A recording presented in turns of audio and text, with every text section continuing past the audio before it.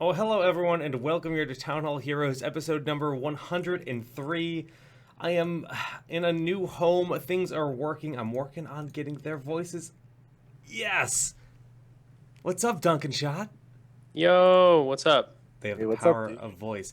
This week we are joined by Duncan Shot, and BKB realized he has a tournament to play in tomorrow, so he will be sleeping and resting for that. But before we get there, Dunk Train, it's been a while. What's new, my friend? Yo. Dude, it has been quite a while actually since I've done anything public facing, so hello to you guys. I don't know, man. We're just kind of playing, practicing. There were qualifiers this week, and we have to play in the qualifier this weekend, so we're just getting ready for that. I mean, you know, it is how it is. All right, we'll talk more about those qualifiers down the road in the show. Shot, have you ever been on Town Hall? I've never been on Town Oh Hall. my I've goodness. asked you to be on Town Hall. You're like, yeah, we'll get to you. I was like, all right, sick. Well, here you are. Yeah, I mean, I almost was on Town Hall after PAX, but we got wrecked, and you're like, all right, never mind. You guys got wrecked at PAX, so you're not gonna come on. It's like Damn, cool. damn, I got thrown under the bus so hard. But no, I've never been on Town Hall, so it's really cool to be Well, here. welcome, man. Hey, thanks. Welcome. How does it feel to be a champion? I pretty good. I mean, it's like my first real big win in Heroes of the Storm, so it was a really huge thing for me. And like winning tuition is awesome. And to be a champion, like I get all this like press and it's like new to me and I'm just like, what is all these articles that have my quotes in them? This is all really weird. My phone's blowing up. It's just like, oh my gosh, there's so many people to respond to and stuff. But the humble brags are real. So Yeah. Awesome, man. Well, we'll talk more about Dorm in just a bit. Calamity Charlie, I usually don't call out sub hype on the show, but 13 months, thanks so much. Heart, I gave you wiggles.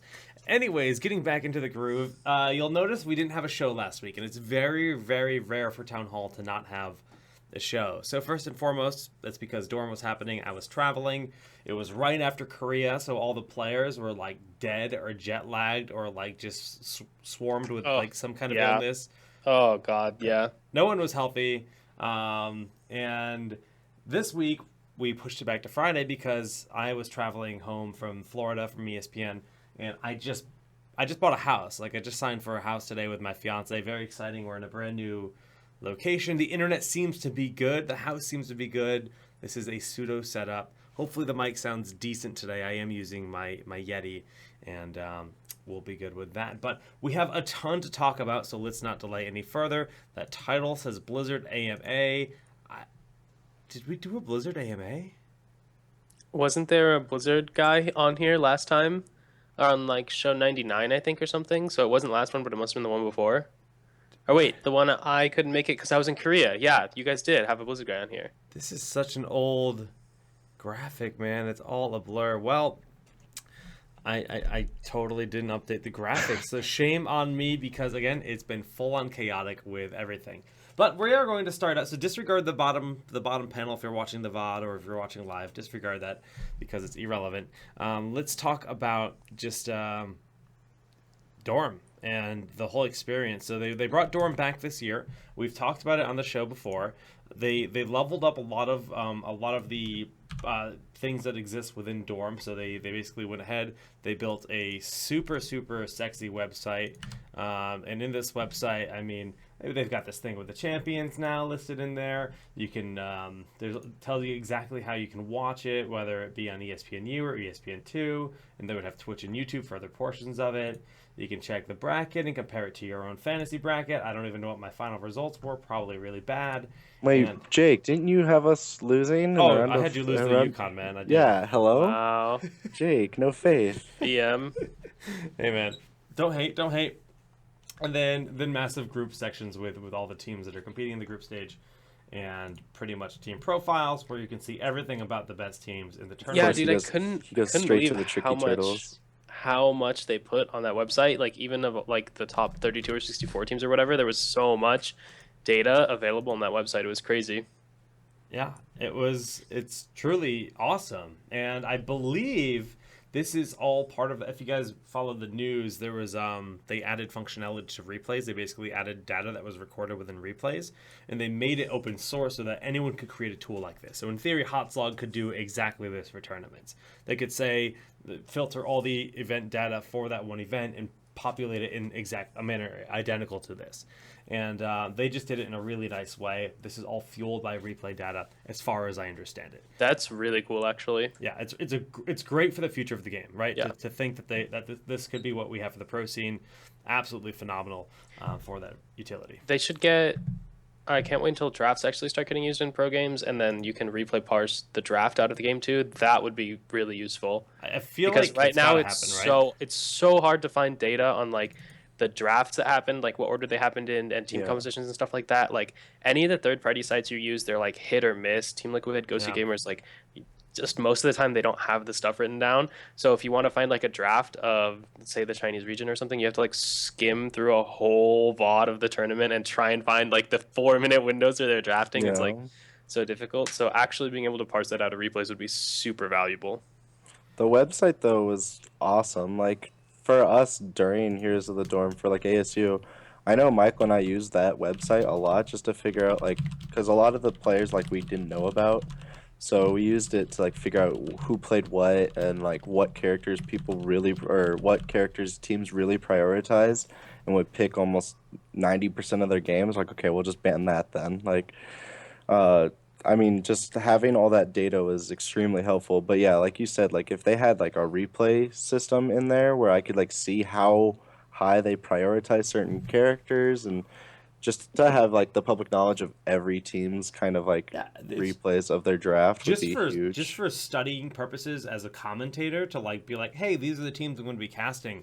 To be able to look at this website, and there was even another site that basically did the same thing, but it displayed slightly different information in a slightly different way that they created specifically for us to use. If they created for the casters and for production to use, like super valuable because it's like, all right, well, I need to know everything about Cal Berkeley and what are they doing? What are their tendencies? And, we would call and interview all the teams throughout the process of Dorm. We would call and talk to 1 or 2 players from the team just to like get a feel for how they feel about this patch, what their strengths are, what they're worried about. And a lot of the times the players would tell us they didn't want to tell us anything. They'd just be like, hey, we're not going to reveal our strength to you commentators because clearly they're going to tell our enemies what we're working on. But we could figure it out, We knew what to expect just from these websites. So really cool stuff. But obviously Dorm went on. It was good, great, grand. We did all these recap shows, did all these other projects, but then it actually came down to Seattle, the live event. And I feel Blizzard did a great job leveling that up even more. Now, Dunk, I know in North America you have to have an ESPN account. Did you manage to watch it? Yeah, I actually watched it at home on the big screen TV with my dad, so it was great. Like, I thought it was super cool. Basically, the UI, as someone who actually plays Heroes and like knows a lot about it, it's kind of weird not seeing the talent choices, that sort of thing on the UI. But I felt like for the broadcast that they did, being able to condense all the information and deliver that, and the mini maps that were new, the mini maps were like super good. I felt like for just making it maximum readability in the minimum amount of space. So definitely think that like that was really cool, and the show was really insanely well done. The production value was just like max level.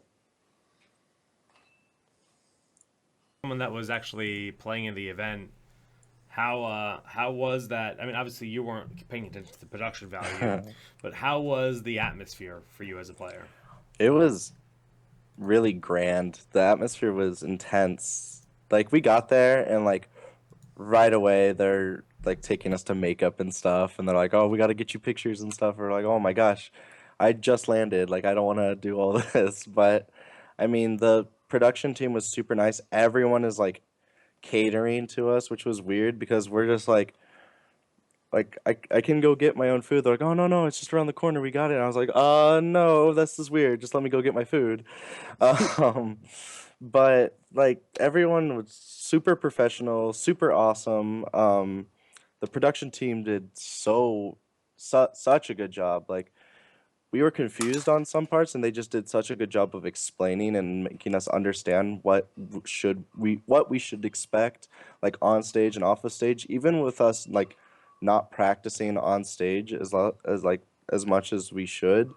Like we knew exactly what to expect and like how to set up and like where to set up just by the people that were there to help us. And our practice areas were amazing. They had us all like lined up, one team in the front, and then a team behind them, and a team behind them, and a team behind them, all separated by like black curtains. And I mean, that area was fantastic just because like we got to practice without the fear of other teams looking at our strats and stuff. And like our player managers that they set us up with would be like they said they would guard our area, like, oh, we would make sure no other teams come around the corner, like look at your screens, like we'll make sure that if you're practicing any strategies you can practice them here and you'll feel safe. So I mean, we were treated so nicely by Blizzard, and I loved every second of it, basically. Yeah, so Dunk, to compare this to North America Regionals, where you guys actually did submit that complaint of the practice area not really feeling like you had your own oasis, you know, you had your own place to go. They pretty much had a line of computers, and they would separate all of that. You had a Blizzard employee that was your team manager that sat at the end and would pretty much like say whether or not you were even allowed to come near those computers. They controlled that whole space for those players. So even when I came in, they're like, all right, Jake, we'll let you go. I'm just like, wait, what? Like, this is a thing you're doing? This is really cool that you're actually taking the effort to control this space for this team so that they know. And they gave them 6 computers too. So their sub, their coach, whomever wanted to use that 6 PC could watch the scrims as a spectator or be part of it in some way, which was really great. They put in the extra effort. For 100%. Yeah, that seems really cool. That sounds like a huge improvement. Like, it seems just better. Obviously, there were only 4 teams at that event, right? So Yeah. that also is an added thing. Like, there's Sure. a lot less space requirements when you have four teams compared to 8 or 12. But I mean, that's really cool. I'm just happy to hear that. Hopefully, that trend just keeps continuing. You know, where the setup just gets better and better. Yeah, I took over UTA's computer. Sorry, Yuj. That's why I didn't want to talk to you that day, because you're talking to UTA, the Oh, enemy. no, damn. I was like, I don't want to talk to Jake today. Man, you did abandon me. I was offended. You were like, oh, let's hang out, or like, oh, I'll be right with you and like to hang out, and then you come out and I was like, don't talk to me. I Feels was afraid, dude. feels You bad, can't man. talk to that enemy, then come to me. Damn, dude, no one's my enemy. I'm friends What with if he everyone. wanted to go to you and tell you their secret strats, dude? How you Not not? with it, You dude. gotta booze him up Dude, and schmooze with him right after he's hanging with them. Get the leaks. I don't know, man. It's just too risky, too risky. Okay, well, If I was confident beforehand, I don't need the super secret strats to feel confident afterwards. so Dunk Okay. Train, as a spectator, favorite part of Dorm? Favorite part of dorm? Well, probably the desk and the casters. Honestly, I just feel like the caster desk was really really good at dorm. I felt like overall Trickster and Cloaken killed it, and we don't get to see them cast any community events or other events than dorm. So like seeing them there is also always super cool because like I just really love their performances. Obviously, you know the other casters did a good job and stuff, but seeing them is probably my favorite part because I don't get to see them do that work ever, and it's like one of my favorite things. Cool. Least favorite part? Hmm.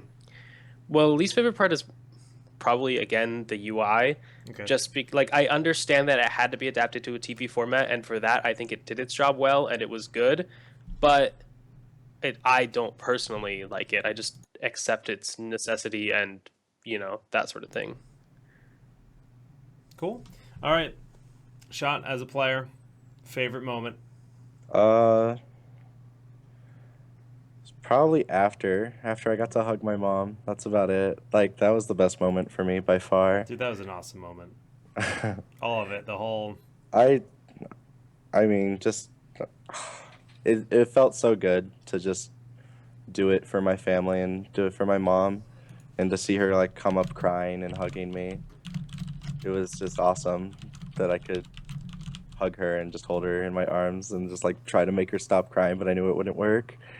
Um, I mean, yeah, just I never get emotional at any events or like funerals or whatever, like anything. Like I never get emotional, but Um, I mean, I don't know. That moment in esports just broke me, and I don't know why. And I guess it was super important to me as a person that I proved myself to myself that I can make something of myself in this game. That's dope, dude. No, Hmm. really, really proud of you. Really, really happy to hear things are going well. And obviously, you won the tournament without losing a game. You guys kind of stomped it, and Yeah, that that's was not even close, dude. Did you expect it to be not that close? Like when you were coming in, did you just expect to be like No, absolutely destroying everyone or no, that's not what we thought at all. Because like we had this confident attitude and this like cocky attitude going into it, but like yeah, we talked a big game, but when it came down to it, when we were prepping for people, we prepped for every single map, every single set, and we expected each each set to go to a maximum amount of games. Like UConn, we really didn't want to underestimate UConn just in case they pulled one out from under us, and then we like got thrown off because like what if we thought we were better than UConn and then just beat us? We're like, oh crap. But UTA, I definitely thought that set was gonna go further than it was. When we beat them the first two games, I was extremely excited, but I was also thrown off a bit just by like how one-sided those two games were at first. well, dude. They weren't like looking super one-sided, but They weren't yeah. super one-sided. Is that what you said? they weren't extremely super one-sided. Just Game from one a was 12 minutes long. yeah, but we had Illidan, so like we went core. Like It that's was still a whatever. 12-minute game. I mean, Like Game okay, two, you game 40 1. owed them. No, here's what happened in game 1, dude. Like game 1 UTA had like they an had they objective and rotation yeah. comp, and then like they just took multiple back-to-back 5v5 fights against an Illidan comp. Hmm. Like they it's like for the first like 5 minutes they knew exactly what they wanted to do with the game, and then it got to like level 10 and they're like, I don't know what to do, let's 5 man to turn in. And the other Illidan team was like, thank God they 5 man to Yeah, turn in, that was smash. that was Oh, they came back to basically turn our in, call. smash, game done. And after That that was happened, like the basically set it. was just over mentally, it looked like. We we definitely in comms for the first game like it. Someone even I think Snickers. He was like, guys, we're a level down. I was like, just chill. We're later game. Like we will destroy them later game if they give us the chance. That's what And happened, yeah. But they gave us the chance. We took it. I was really upset because I did watch the VODs of it, and nobody called any of my force walls. Like none of the casters, like, "Ooh, that's a nice force wall," just because it's like hard to comprehend for a casual viewer. And I was like, I participated too, guys. Like I did things, but yeah, we were super confident after the first team fight. When they came back, we're like, hello, did you not just see what we just did to you? Like you need to go be split pushing with Sylve more. Like they took the boss, which was a really good call. I mean, it didn't really do much, but it was still a good call. Like they should have pushed with it or something or split us up. But their whole like game plan, like if they took a team fight, they basically had to VP our backline and blow up Illidan all in one shot with like silence and just all their CC and hope that they kill him. But like if he lived through that, it was over.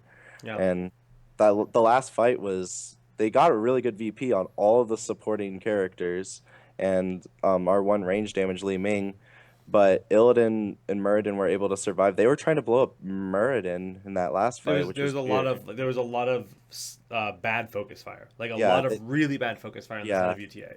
They focused Muradin a lot, and Illidan just got to kind of just like back up and wait for the VP to go down, and they even stayed around way too long. And then when the VP came down, like Illidan's in your face again with Yeah. shields, and It's I mean, interesting at how little Tyrande we saw.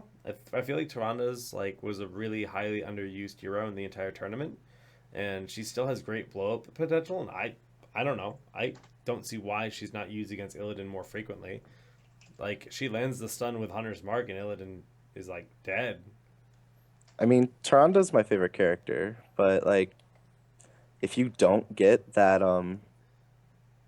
stun combo to burst Illidan down, she kind of just Illidan just kind of runs all over you. Yeah, Like you're very reliant on blowing him up in that combo, which is reliable because you have Tyrande, but if you miss it ever, you're gonna lose the team fight so hard. it's true. It's true. All right. Well, obviously, Heroes of Dorm was a big success. It had all the controversy just like last year. Like tons of people said, get these video games off my television. I want my sports ball back, and that was great. I love seeing that kind of stuff. It's I know viewership went up. I think what I read was it went up about 10% from the year prior. So it hit about 106,000 viewers, which is pretty darn good. I mean, that's what BlizzCon did, and that's over triple of what I think we saw for the HGC. Of course, HGC is not prime time, so that's a big difference. But still, 100K is nothing to scoff at.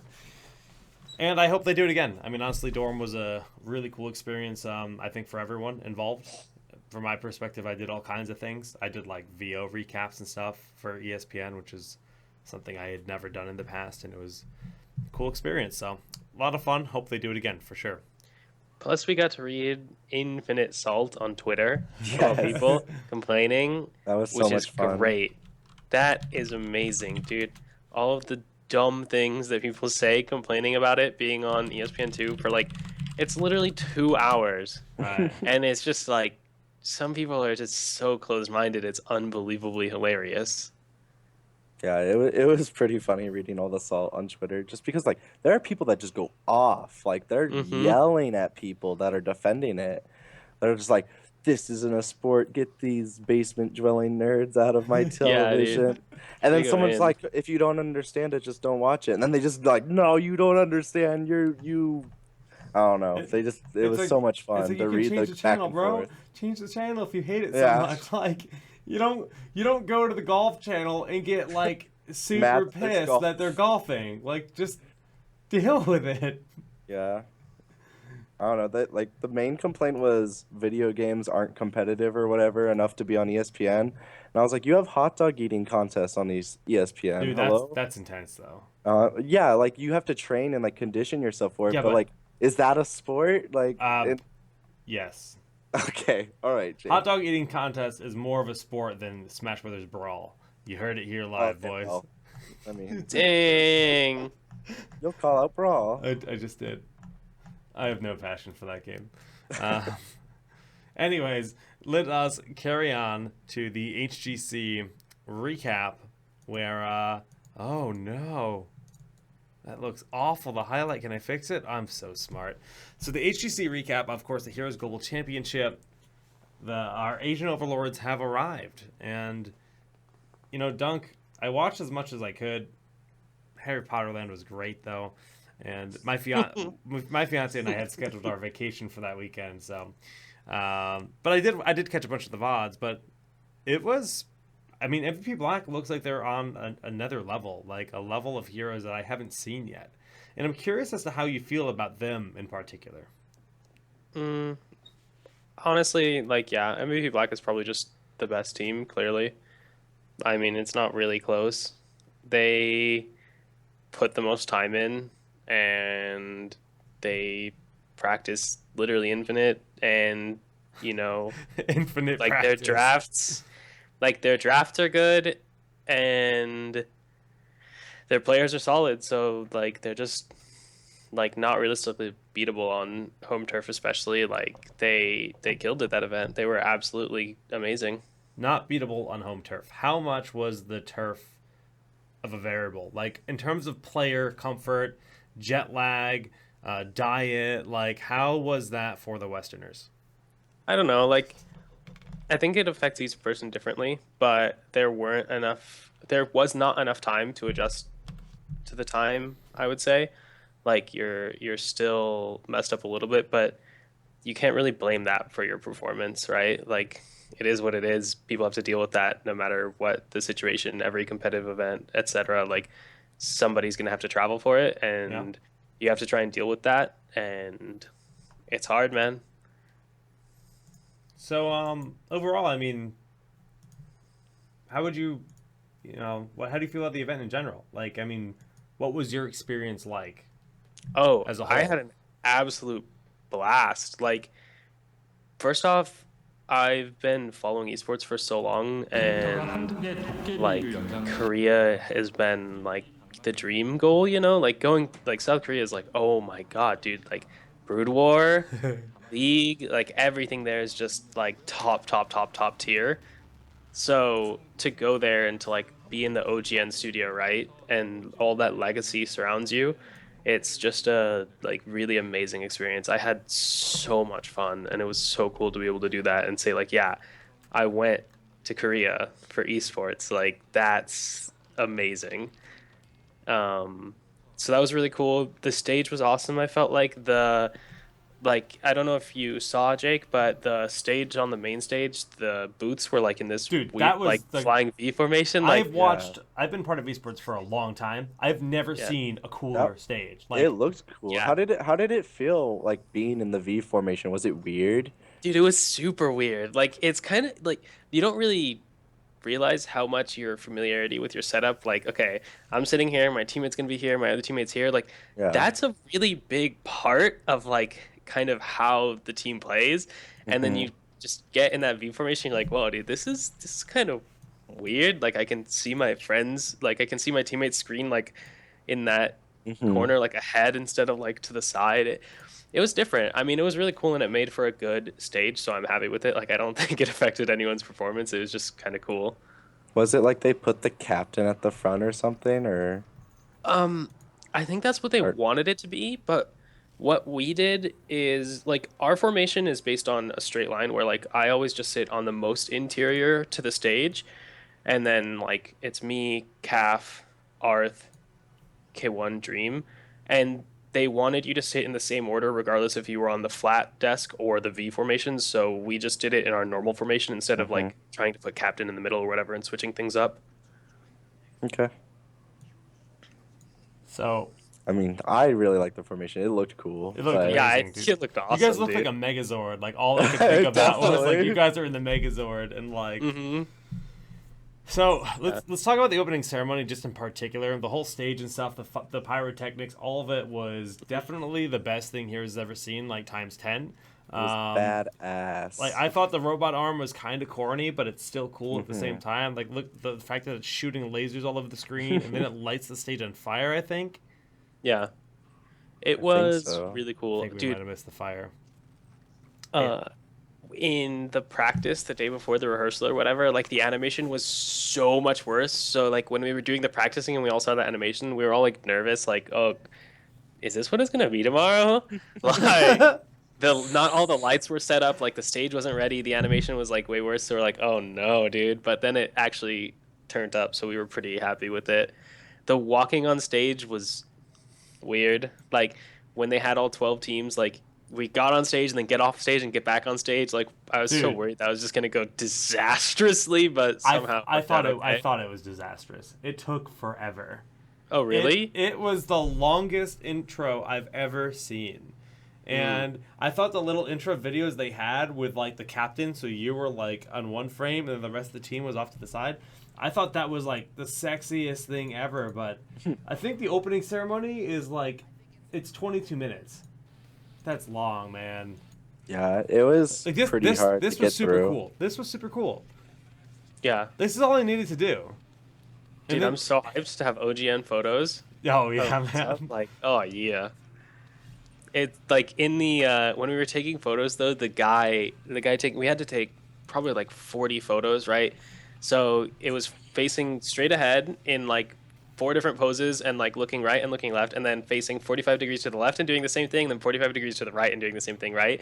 And it was like so awful. Oh The beard yeah. The thing. beard stroke. Oh yeah, dude. Um Every I didn't time, every time. when I yeah, that was pretty fun. The guy who was filming these thought that was hilarious. So I was like, okay, sure. Dude, Everyone was trying to figure out what they were they doing. gave Calf like Leoric makeup. Um, no, I don't know. Oh my god, Makeup is always funny. so scary. I was always wondering like why does Kenma get like a different jersey? Because he's a captain, man. Because he's He just captain, so doesn't have it's a cooler jersey. the other color, I think. Oh, I think he he's only has one color and then someone else on the team. Like, because they were a really short time between getting the jerseys and going to Korea or something. So, like, one of the teammates, I don't remember who, only has the gold one and he only has the white one or something. Interesting. But yeah, this ceremony really badass. Oh, this was cool too. They just did this whole like slide in of all your faces and stuff. Like this is like paired with a walk Oh, in. yeah. Like it's so Mhm. cool, but it's just Yeah, like it's a It and the little was, Korean long. yeah. announcer announcing your name. Oh, So good, dude. dude. I want like an MP3 of that, of like my name portion. Like Dong I want that to be train, my ringtone. Don't train. dude. The Yeah, NCCC. Like yeah. I peed a Jake. little. Like It I was just. so good, dude. It was super well put together, but like if it was just a little shorter, I think it would have been better. Just Mm. because Agreed. like if you're not like super into heroes, like you're not gonna sit through all of it. You're gonna be like, all right, just wake me up when the games start or something. But I Yeah, mean, I could see that argument. it looked really cool, Hmm. but it could have Uh, been shorter for sure. Pretty top notch stuff though. I mean, and then obviously there was the whole production being booty with the microphones at the start because I heard there was power outage or something crazy, but they got that resolved and it was a really fun show to watch. I mean, I really enjoyed the matches I caught. I tried to watch all the Foreigner games. I tried to watch any games where you guys were involved, and Hmm. I watched grand finals, of course. But Hmm. I just gotta say, like MVP Black, they play their game. They play the game that they want to play, and it's very obvious, and they're scary. Yeah, I wish we had gotten an opportunity to play them on stage. I feel like that was the one thing I wanted the most that didn't actually happen at the event. Oh yeah, Like, I mean, we played bad, so we didn't make it there. We didn't deserve to make it there the way we played. I just like wish we could have played them on stage, dude. next time, man, make it happen. Yeah, Make it happen in Sweden. yeah, dude, Sweden. So any takeaways from the event? Things you beyond that you think could have been like cooler, or you just really that will never leave you as a player, like as an experience, like the ultimate moments of your journey. Hmm. Ultimate moments of that journey. Hey, Probably just like hanging out in Korea with okay. like Tasteless and Artosis and Wolf, like all of those people that I was just like, wow, dude, I'm actually in, like the moment when it sunk in when we're like at dinner or whatever, and it's like in the random Korean restaurant or whatever, and it's like sinking in, like, wow, I'm actually in Korea doing this, like just hanging out. It's like, I don't know, it's crazy. That's what esports is all about, man. Hmm. Yeah, The people. I've realized with like esports events, it always takes like a day or two, and you're like, oh wow, that actually happened. Like, oh, Hmm. this is happening. It's like, what is going on? Like that happened for me at PAX the first time that I went to Seattle to play against you guys, which we didn't make it to you, but like it was like we were there was a couple days, and then I was like, oh my gosh, like I'm competing. Were you Like COG at the time? not, yeah, I was COG at that time. That was my last tournament as COG. Feels bad. um but it was, every tournament is like super surreal in my opinion once you just finally realize that you're actually competing in esports and like you're good enough to be there. It's like, wow. Yeah. All I know is after watching Korean production, I'm like, all right, I need to cast a tournament in Korea. It has to happen. Like that, the goal has been set because that shit was godlike Yeah. and awesome event. Unfortunately, the results of the Western teams were not like BlizzCon. It was not a NAEU final. It wasn't the dream. The Asian overlords have arrived, and we had first place Korea, second place China, and then third, fourth Korea, China. You Hmm. had a tweet, Jake, and it was like, we're finally an esport where the Koreans take over. Oh, I said we're finally a Yeah. real esports, boys. It's Yeah. happened. Or, Yeah. yeah, like something like that. Because that's pretty classic. Like Yeah. most PC esports are, you know, dominant by the Asian teams, and I don't know if that's just like due to the coaching environment or the sheer amount of practice put in, the like the regiment that they have where they literally wake up, they live in a team house together, they have coaches that have prepared their practice sessions, they practice for 4 hours, they then eat together and talk about the game while eating, and then they come up with ideas and then they play more, and they literally live the game to play the game. And it's a culture, it's like, they're really good for a reason. Mechanically, they are, just talented as well, but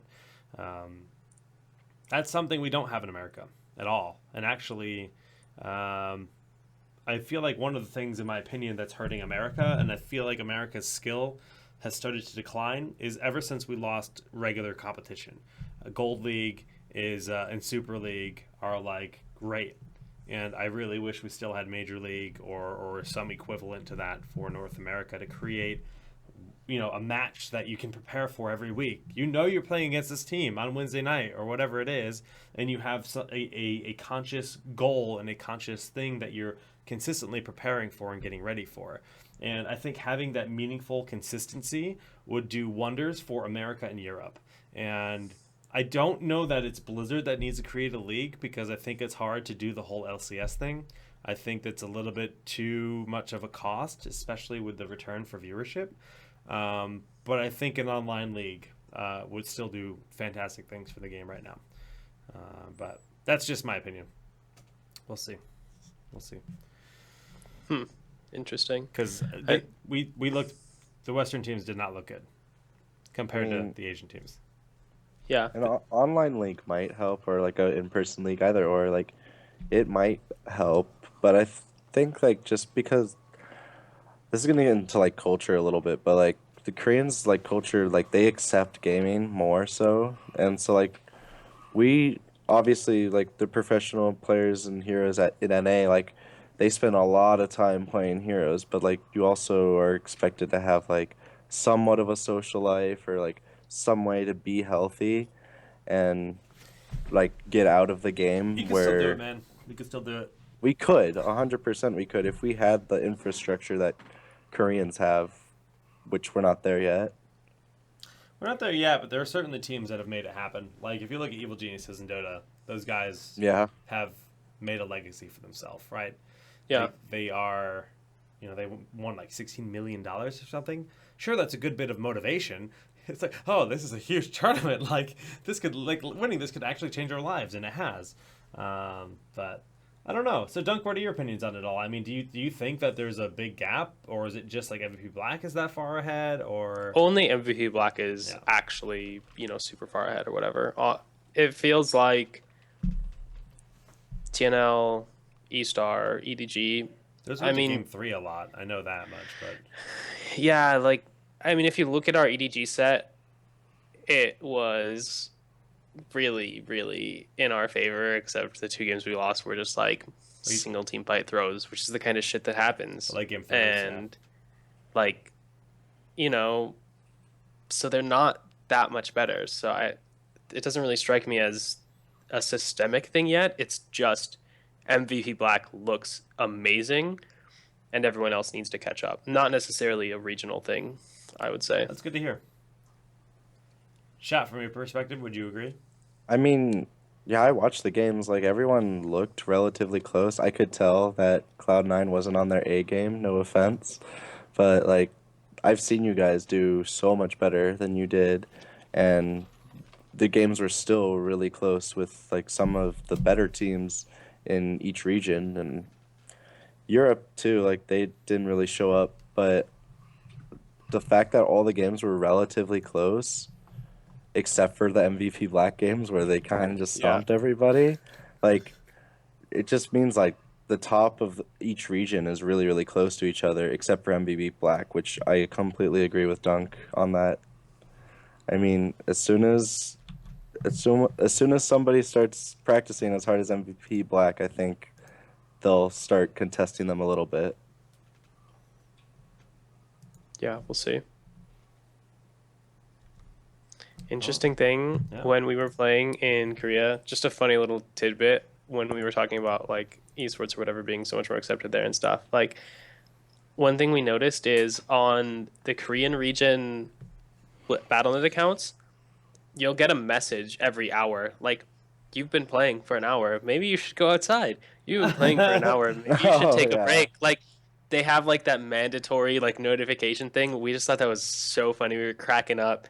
It was like, you've been playing for 2 hours. Do you need help? Do you need to seek therapy? Like, that's so I was like, funny. whoa, dude, like, calm down. I don't need to get messaged when I've been playing heroes. You like, know about the deaths, right? Like, there have been multiple deaths related to MMOs, like people either neglecting their child or like forgetting to use the bathroom because they need to get that piece of armor or whatever it is. I feel like when you're at that point, a whisper in your text box is probably not gonna save you. Like you need serious help, not a little message like, It's well, a nice little attempt, I guess.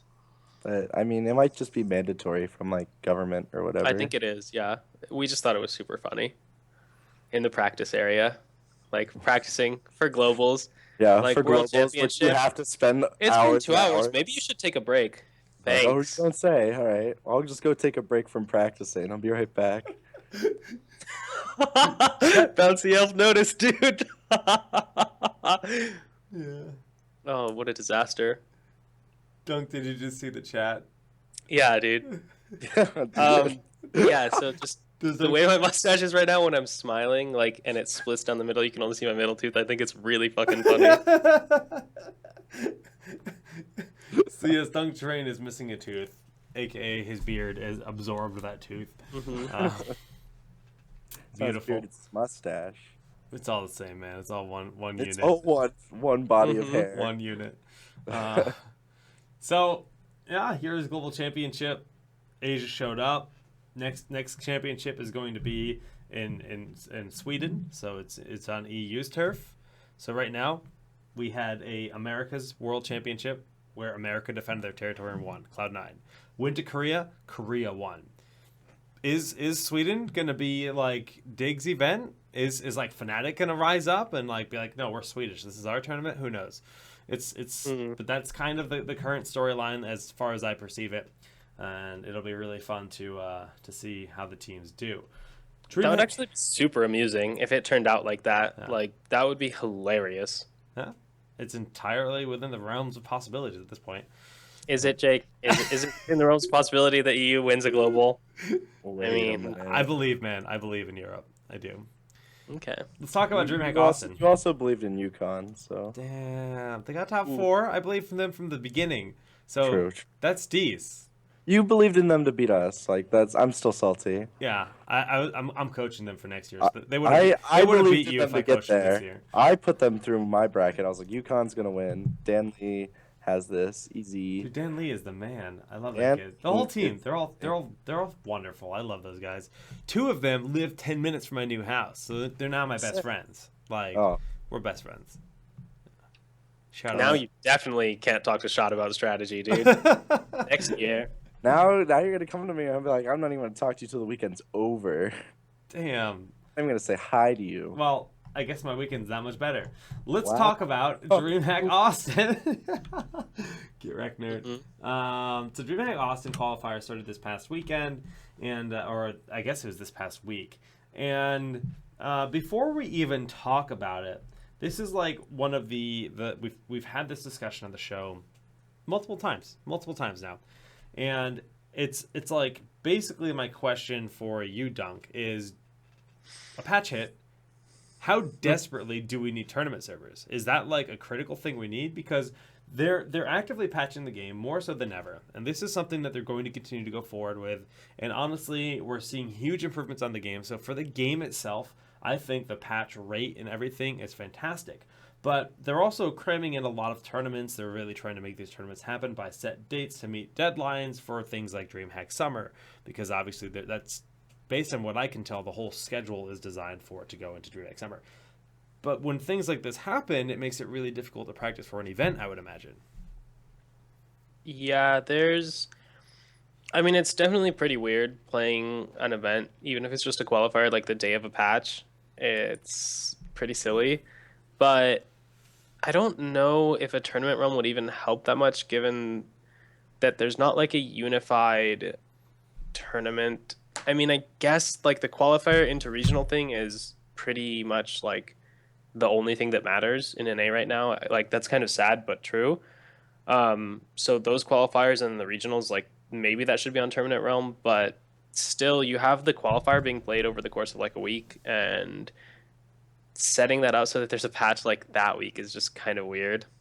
I don't know. But then you have like a tournament. So there's the qualifier this weekend for DreamHack Austin, right? But then next weekend there's a qualifier for the LA regional, if I'm not mistaken. So like there's just not any open weeks where they can do a patch. Like the schedule is so compressed right now. That's just NA.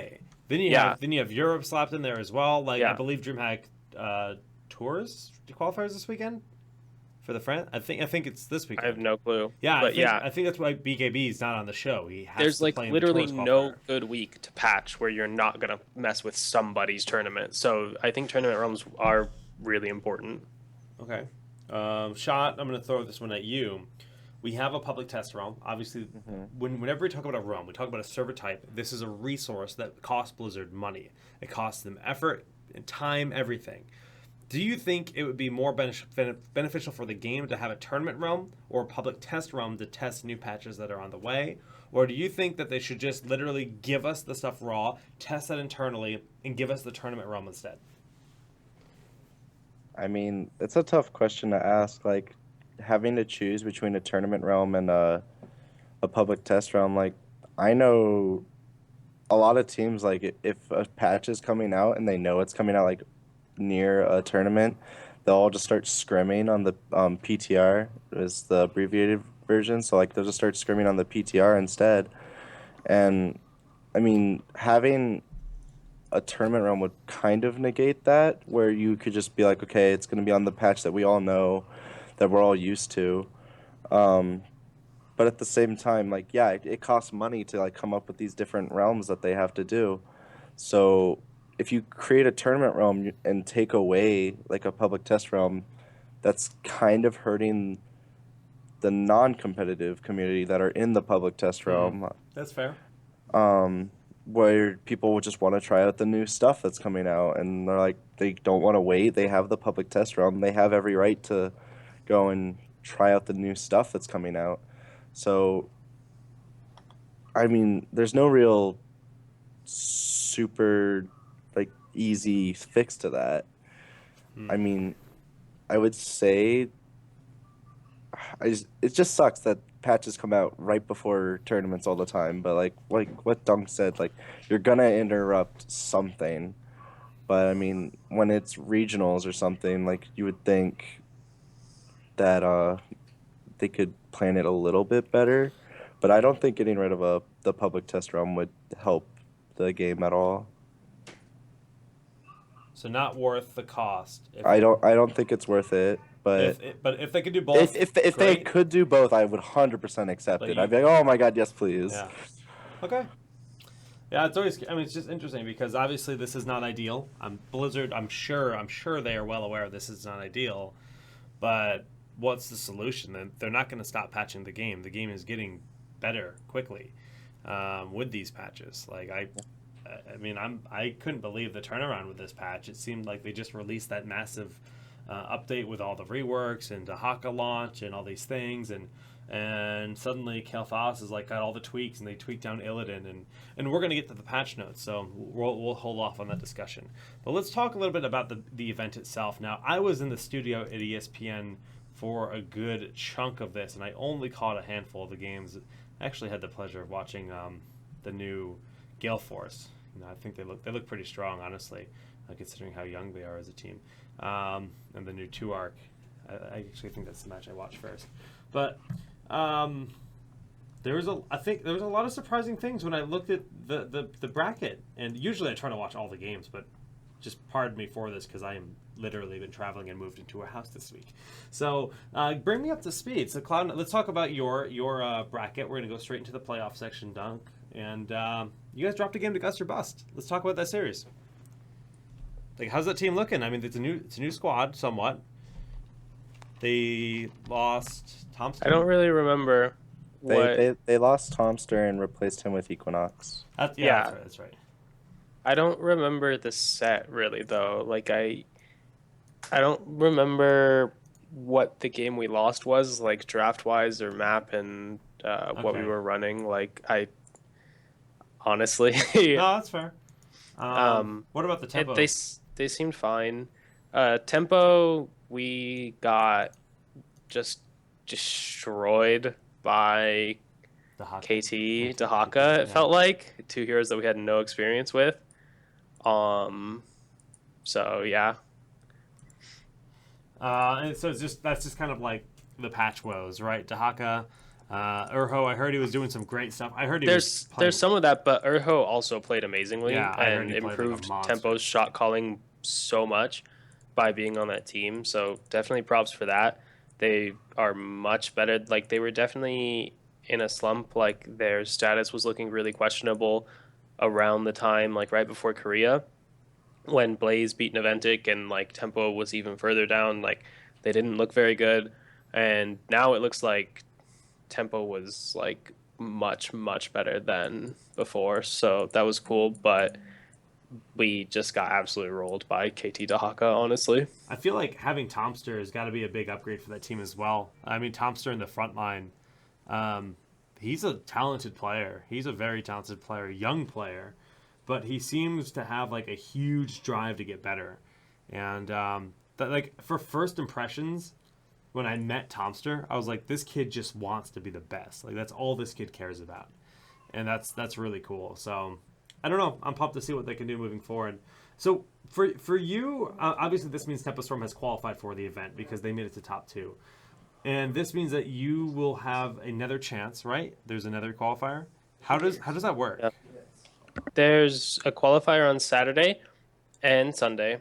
So the whole event gets run through both days. On Saturday, it's another single elimination, the exact same format, just a bracket, single elim, top two make it. On Sunday, it's the exact same thing again, except top four make it. So Okay.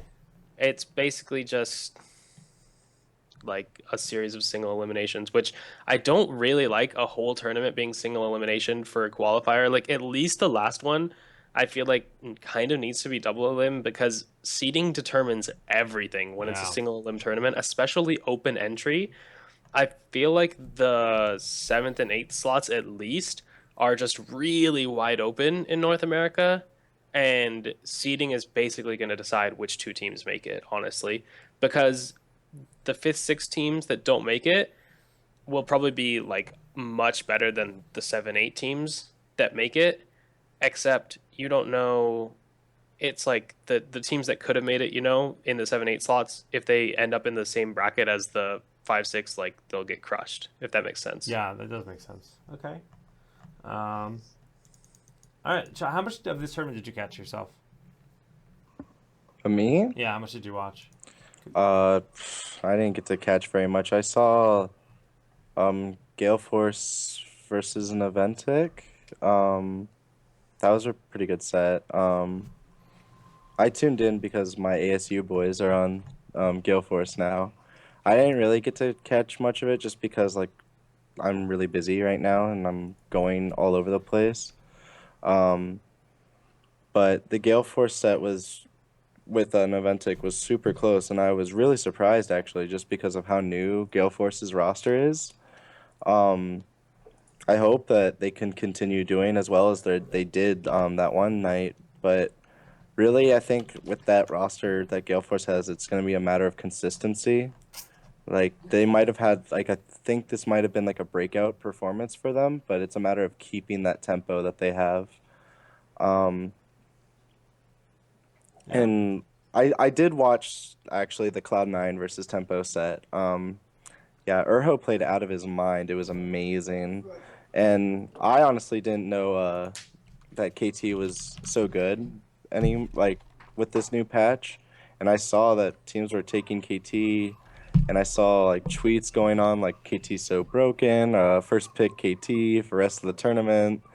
And Yeah, I that just it seems I to was be like the story, man. yeah, I He's was like, hello, am I missing something? And then I played him in Hero League with like the build that people were doing. I was like, oh my gosh, I do so much damage. And like even in lane, like you do so much damage just by putting a W on somebody. You're like, wow, this base damage is I'm ridiculous. so salty because like I love playing KT. I'm like that Hmm. scrub that loves KT. I think he's super fun, and I haven't been able to play his patch yet. I've been on the road. Like I barely got the show live, and I have been itching so hard to try the It's new like KT. I'm so worried they're gonna nerf him. it's like a completely different KT from old KT That's too. Like cool. the way you play it is different.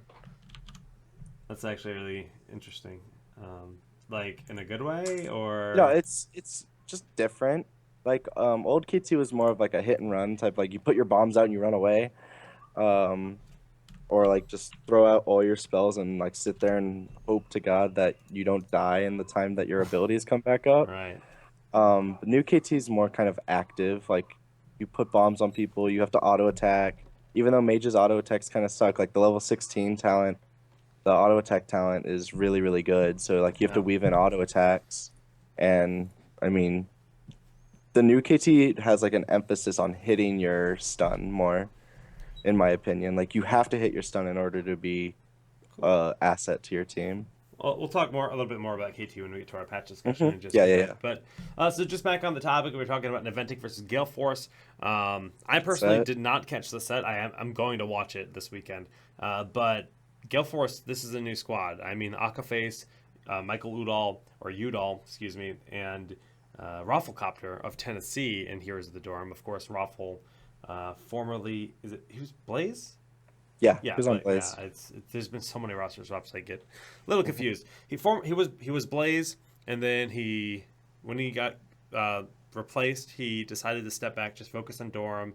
Tennessee made it to top four. I will straight up say the guys at Tennessee are fantastic, but Raffle carried that team pretty hard. He got them to four. He's a talented player, and Ruffle, it's good to see him doing there on that team doing well because they took a game off Naventic. So our champions, Cloud9, Naventic, both came in, and some of these new blood teams like Guster Bus and Gale Force were able to draw blood. Now, again, this is a new patch. A lot of this is the situation where that's going to happen much more frequently. Because the teams that are a little bit newer can figure things out quickly and just make it happen. And I think as things stabilize, that might not be the same. I definitely see Cloud9 retaining their top spot, and Naventic retaining their top spot, especially Naventic's going through some weird roster changes as well. Zuna's now a warrior. I'm curious as to how that looks. Have you guys caught any of those? Like Dunk, do you have an impression on Zuna as a warrior? We haven't played against them at all, so I have no clue how that's going to work out. Seems like a fine decision potentially. I don't know. His Muradin's always been beastly. His Muradin's always been like quite good, I thought. But I have no opinion on the rest of his pool. I was a little worried about it when I saw that Zuna was moving to tank. I was like, oh, I don't know if this is gonna be good or if it's gonna be bad, just because Zuna is so like all in a lot of the times, Yeah. and so like a lot of his risky plays can really set the mood of the game. Just because have such a huge impact. If you don't have a warrior in a team fight, it's like you might as well not even be in the team fight. So I mean, it's just like basically any of Zuna's decisions is gonna change the game, and that's either a good thing or a bad thing, depending on Zuna's decision making every game. So I'm excited for the change because I think it's a good change of pace, but I'm also hesitant because I know he can be a really really good warrior, but I'm just a little afraid he might get overzealous with the role. Dunk, just based on preference or style or just your opinion, as a melee assassin, who would you rather fight against? Who do you think is the weaker, Zuna or Big Impact? I guess it's a weird way to phrase it, but YOLO. I think Big Impact has better sense of when he is actually free to make hard engage plays and like what dives he'll actually survive. Whereas I think Zuna goes for more and as a result will get more, but he'll also have more hilarious fuck ups. It's pretty funny sometimes. Just like, wait, what? Like when Jaina was like super meta and like Zuna was playing Jaina a lot. We're like, why is Zuna in our backline? Hello, just kill him, because he's like going for these crazy plays. Damn, Max Yeah, playing melee. and chat is right. Mac is playing melee, but Biggie is playing gray main. So that's mostly what I was thinking of is like the difference between Biggie and Zuna's gray mains. Yeah, Rip the Dream Boys. I mean, Greymane has such like intense decision making moments, so you have to be completely spot on, or you can be completely ham and hope that it works out. Yeah. Yeah. Well, that's cool. We'll have to see how the new Naventic does with that swap. They dropped the game to COG. They dropped the game to Gale Force, and they did manage to secure their Did you spot. watch the game they dropped to COG? No. That was like the most boring thing I've ever seen in my life. That game, it was like a 30-minute Dragon Shire game, dude, and they would not fight each other. Oh my gosh. They Was it just just wouldn't fight. was it like just a ring around the rosy type Yeah. game? They Oh my like both gosh. teams had like multiple globals and they just kept running around and like someone would almost catch one of the heroes that had a global and they'd just leave. Like ETC had stage dive and multiple times just stage dived out and like Dahaka was in the game. It was just like so much running around and not fighting. It was so awful. And the only redeeming factors were the fact that Cotton Luck had amazing owls that game and like I saw those got clips. 2 cross the map snipes and like the one in the ultra late game on fan was like actually game winning. So like that was the redeeming factor of the game. I did see the clips of that. Oh, it sounds like there's gonna be some really fun matches to watch, but I will skip that one. Thank you for the heads up, because I have some catch up to do myself. So Tempo and Naventic, the first 2 teams to qualify. For this, of course, like Dunk explained, qualifier number 2 is actually tomorrow. I'm trying to find the start time. 10 a.m. 10 a.m. Pacific. So that's 1 p.m. Eastern tomorrow. All of you spamming the Hedwig in chat. I bought a Hedwig mug at Harry Potter Land, and I cannot wait to show it to you guys. I will find it in my boxes, but I'm very excited about it. And qualifier 3 is probably 10 a.m. Sunday. I assume 10 a.m. Pacific. It's the final qualifier on Sunday. Yeah, I assume it's the same. 4 teams will qualify there, giving us what? Just 8 teams. It's just top 8. Yeah, it's just top 8. Top 8 for the group stage, and then DreamHack Austin is next month, May 3rd, 4th, I believe. It's the first weekend, I believe, in May. Yeah. So that might even be like the 6th, 7th or something. Yeah, I know it's very early. It's early May, Mhm. but should be fun. The first DreamHack in North America, and heroes will be involved. Yeah, 6, 7. You are correct. $100,000. Top 2 teams or top team in that. The first place team qualifies for DreamHack Summer, which is the Heroes Global Championship for the summer season. So it's a little bit different this year. One team will qualify at DreamHack Austin, and then one team will qualify at the LA event, I believe it will be, and then that's it. Those are the two teams. So it'll be cool. It'll be a lot of fun. It means more events. It means more opportunity, more prize pools ultimately, which is a good thing, and more consistent events to happen. And I think it's good overall. Yeah, I think it's super cool that there are 2 regionals, but the first place only getting it seems weird. Like, my only big concern is in the event of the same team winning back-to-back, the pass down, which is what I assume will happen from the first place team to the second place team for the invite, right?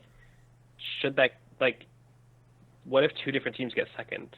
Then the pass down is awkward. Like, it probably just gets passed down to the team that gets it in the second event. Yeah. But like probably that's what's a gonna really happen. awkward situation to have enabled by your rules. Yeah, the only other way to do it is do a point system for the season, right? Like there's like That's what I think it 2 should be. events, and then there's yeah. a point system. But the problem, the only problem, like for the integrity of the competition, that's probably the optimal scenario. But for the actual hype factor of an event, to be able to say this team qualifies for regionals like at that event is really, it's kind of got that punch factor. It's got the news article factor, and it's got a lot of oomph to it. So I think that's the only real argument against the point system. Unfortunately, it'll probably end up being the second team to come in second will definitely get it. Yeah, 100%. It would be Which it sucks, but I don't know that to be like a fact, but I can tell you 99% that's what it is. Yeah. But okay. So DreamHack Austin continues tomorrow. I personally will not be casting because although this room might look like it's set up, my house that we just bought is barren. There is nothing. There are boxes and endless quantities of boxes and no furniture right now. We're sleeping on camping mats tonight. Oh boy. So we have a lot to do. So I will not be casting, but I believe Envirum will be casting, and I think Zoya is casting, but I'm not sure on which channel for Zoya. He cast on J House channel, So it'll probably be Jay Howe and Zoya again, if I had to guess, this weekend. And then in Virum, I forget who in Virum cast with this past week. Apologies on that. But I'm sure if you look at Liquipedia, just Google Liquipedia Heroes, you will find all of the information pertaining to the event. Once they add in commentators for qualifier number 2, there will be info. There should also be a Reddit thread, but as it stands, there is no information pertaining to here. If you're in the chat and you're casting tomorrow, feel free to ask for permission to plug your stream and go ahead and do it there. Moving on to the patch discussion, the final topic of the evening. Bam, we're getting in there. I'm gonna pull up the patch as well. I will link it in the chat too, so that everyone's happy. Yay! All right, so now as a preface for me, I'm going to straight up say it. I have been on the road and I have not had the chance to play this patch, so I'm strictly going to be asking you guys for all the deeds as to how everything feels, because I cannot comment myself. So first things first, the only thing I can comment on is we finally have a nerf on Mighty Gust. I think this is something the community has been vocal about being a necessity. Mighty Gust trades favorably with just about any heroic in the game and denies, tons of, like, you VP, whatever, I'm just going to gust you away. All that kind of stuff. Is this, what are your opinions on this change? I think it's a super healthy change. Like, the ultimate is still so good, but it was kind of annoying to play against when it's up so often and you get a good engage. It's like, oh, I have Gust up, so no, you can just go away now. And then you'd catch them out. You would assume you'd catch them out and you're like, oh, he doesn't have Gust. No, he has Gust. Like, I mean, just the 20 seconds is probably going to be pretty noticeable in tournaments and just competitive play in general, but I still think it's the stronger of the two ultimates and it's going to be taken 100% of the time. Also, Falstad is just such a good hero on his own. Like, just the fly ability on a ranged assassin is ridiculous. Yeah, he's definitely got power. He's got multiple styles of build. We see Spellcaster Falstad has risen in popularity since the changes. Dunkus, opinions?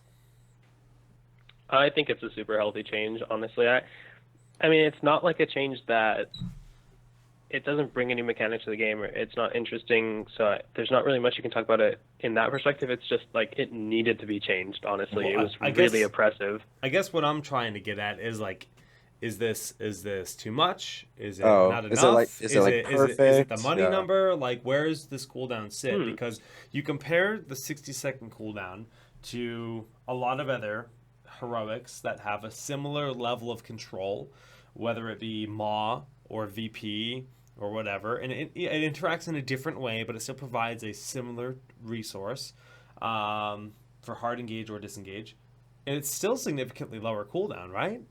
Yeah,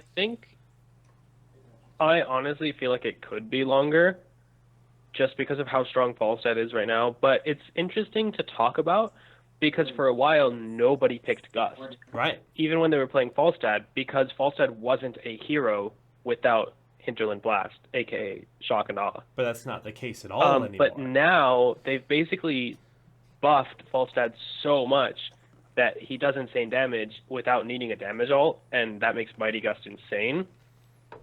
So it's just kind of interesting to see that over time shift, and what Falstad's identity was. I don't know if Falstad's still OP. He feels really strong still. I don't know if he's still ridiculous. I don't know if this is where he should be. So I think we need more time with him, honestly. But from my perspective, it feels like he's closer to balanced now than he was before. Like, before he was obviously, like, unfair and unfun because he just denied every engage your team could make. And now it feels like maybe you can find some timing windows. Chop? I think it could be longer as well. Like, I think around the 70-second mark, I think might be like the money number. I don't know. I honestly haven't played all that much of the patch, so I have to like play more with Falstad and stuff, and in scrims too, so I can get a better feel for it. But I mean, like you said, it's like what you said, Jake. It's like it's such a game-changing ult. Yeah. Where it can move an entire team, and other game-changing ults like Ma, like VP, have these extremely long cooldowns. And I think that having a game-changing ult on such a short cooldown was extremely unfair.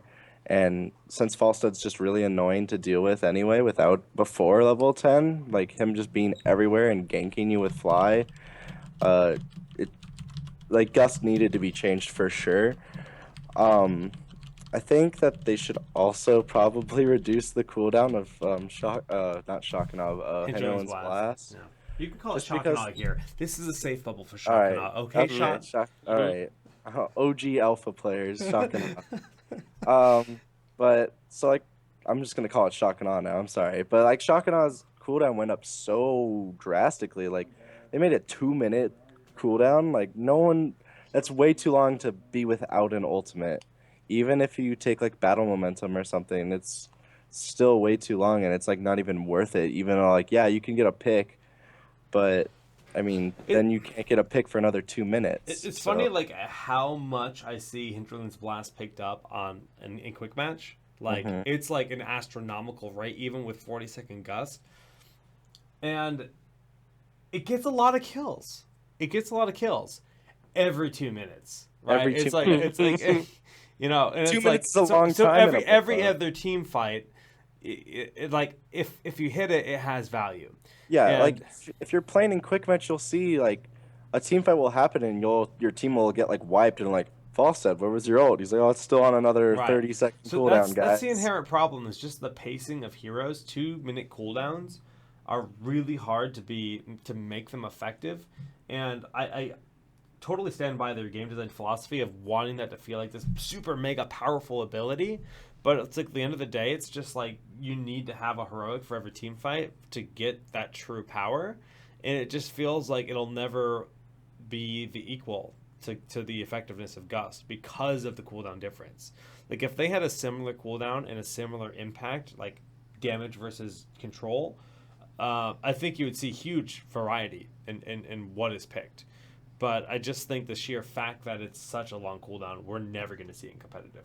Well, I mean, your chat also brought up a good point. Like, I'm pretty sure Li Ming's Disintegrate does close to the same amount of damage as Shock and Awe, and that's like a 30-second cooldown now. Yeah, yeah. And like, You're probably right. It probably does. I haven't done the numbers, but you know, like why would I? Yeah, it's over time, but like you can move it. You're not gonna miss it. It's instant, and you can like chain it up with so much CC just because it's instant. Like that's a huge difference. even with the nerf to disintegrate, it still doesn't feel like an expensive like Yeah. resource you've spent. Like Hinterland's Blast, if you spend that, if you don't do anything, you might as If well you- ult at 4. It's If just you like clear away okay. with Shock and Awe, no one's gonna talk to you. Oh god! Oh, I've seen it. Oh, I saw somebody kill a bruiser camp with Shock and Awe, and I was just like, no. You're like, all right, No. we'll never fight again. But yeah, no. So that's interesting. Well, let's get back into the patch notes because Mighty Gus they have increased the cooldown on that. Still very powerful. If you watched Heroes of the Dorm, you'll know that Falstead had like 100% pink ban rate basically because of how impactful Gust is, and even with a 60-second cooldown, I think it would be very much the same. In the last patch, Illidan was one of the heroes that got reworked. They pretty much gutted all of his sustain abilities like First Aid and Sixth Sense and all these things. Stone Skin all gone. They gave him base health, base regen, additional healing from his trait, but they started to take some of that away. So his healing from the trait down to 30. It used to be 20. They made it 40. Now it's 30. Thirsting Blade. So they're basically just nerfs across the board. Friend or foe, nerfed. Reflexive block, nerf. Oh, they buffed His Battered sweeping Assault. strike talents that were totally unpicked got some buffs. Okay, yeah. But those are still not the ideal talents on that tier, I think. These changes overall didn't have a ton of impact, I think, on Illidan. He's still just going to be insane in Hero League, where people can't focus fire, and he's still going to be good in competitive when the team comps are for him. He's essentially the same hero he's always been, honestly. He's just, if the enemy team can't kill you before you heal off their damage, then you're an unkillable god, and if they Right. know how to press all their buttons on you at the same time, you're not a hero. And I don't know. That's what it is. He's kind of stuck in that like forever almost, unless like he gets a complete change, like his kit and everything. Like he's just he's that hero that if he wins, if you're kind of winning a team fight, you're gonna win harder because you have Illidan, Yeah. and if you win the team fight and chase down people, Illidan's gonna chase you down. But if you lose Illidan right in the beginning of the team fight, like you're just gonna lose the whole game. Like Illidan's a character that either wins you the game or loses you the game. Dude, he's a janitor. He just cleans up. But I mean, Yeah. it's unfortunate that he's stuck in that role though. Like he's been in that role for forever, I'm pretty sure. He's just been like that character. It's like if you have the team comp, pick Illidan. If you don't have the team comp, you can't go Illidan. Yeah. It's true, man. All right, let's carry on with the patch notes to talk about our new mage, Kale Foss. Our new overlord. Yep, he's pretty good, in fact. So Kale Foss, a hero that they changed a lot in the last patch. They gave him Chain Bomb as base. They mixed a lot of his talents around. They included Arcane Barrier with his level 1 Mana Addict and all these great things that gave him all this quality of life. But at the end of the day, his damage wasn't impactful enough. Gravity Lapse nerf from many patches ago seemed to have hurt him, so Blizzard tweaked him. What they did is they increased the range in Flame Strike. They buffed the damage on his Q by quite a bit, but now you don't. Basically, they just made it so you don't have to empower it with Verdant Spheres for the additional damage. So Flame Strike's always going to do a lot. Verdant Spheres simply increases the radius of that Flame Strike. Let's talk about Flame Strike in general. How does it feel to you guys now? The increased range is enormous. It makes it so much easier to hit flame strikes on targets in, like, it's easier to follow up with his damage, if that makes sense. Like, the 10% range doesn't sound like much, but it's definitely the difference between being at a safe location and hitting a target your allies are diving and being in an unsafe location and hitting a target your allies are diving. Massive. Yeah, it's a really, really big break. Like, it hits a breakpoint where it makes it much easier to hit backline targets with the flame strike without being in danger yourself. So he's just a lot better in that regard, and it's really big. Have you tried him?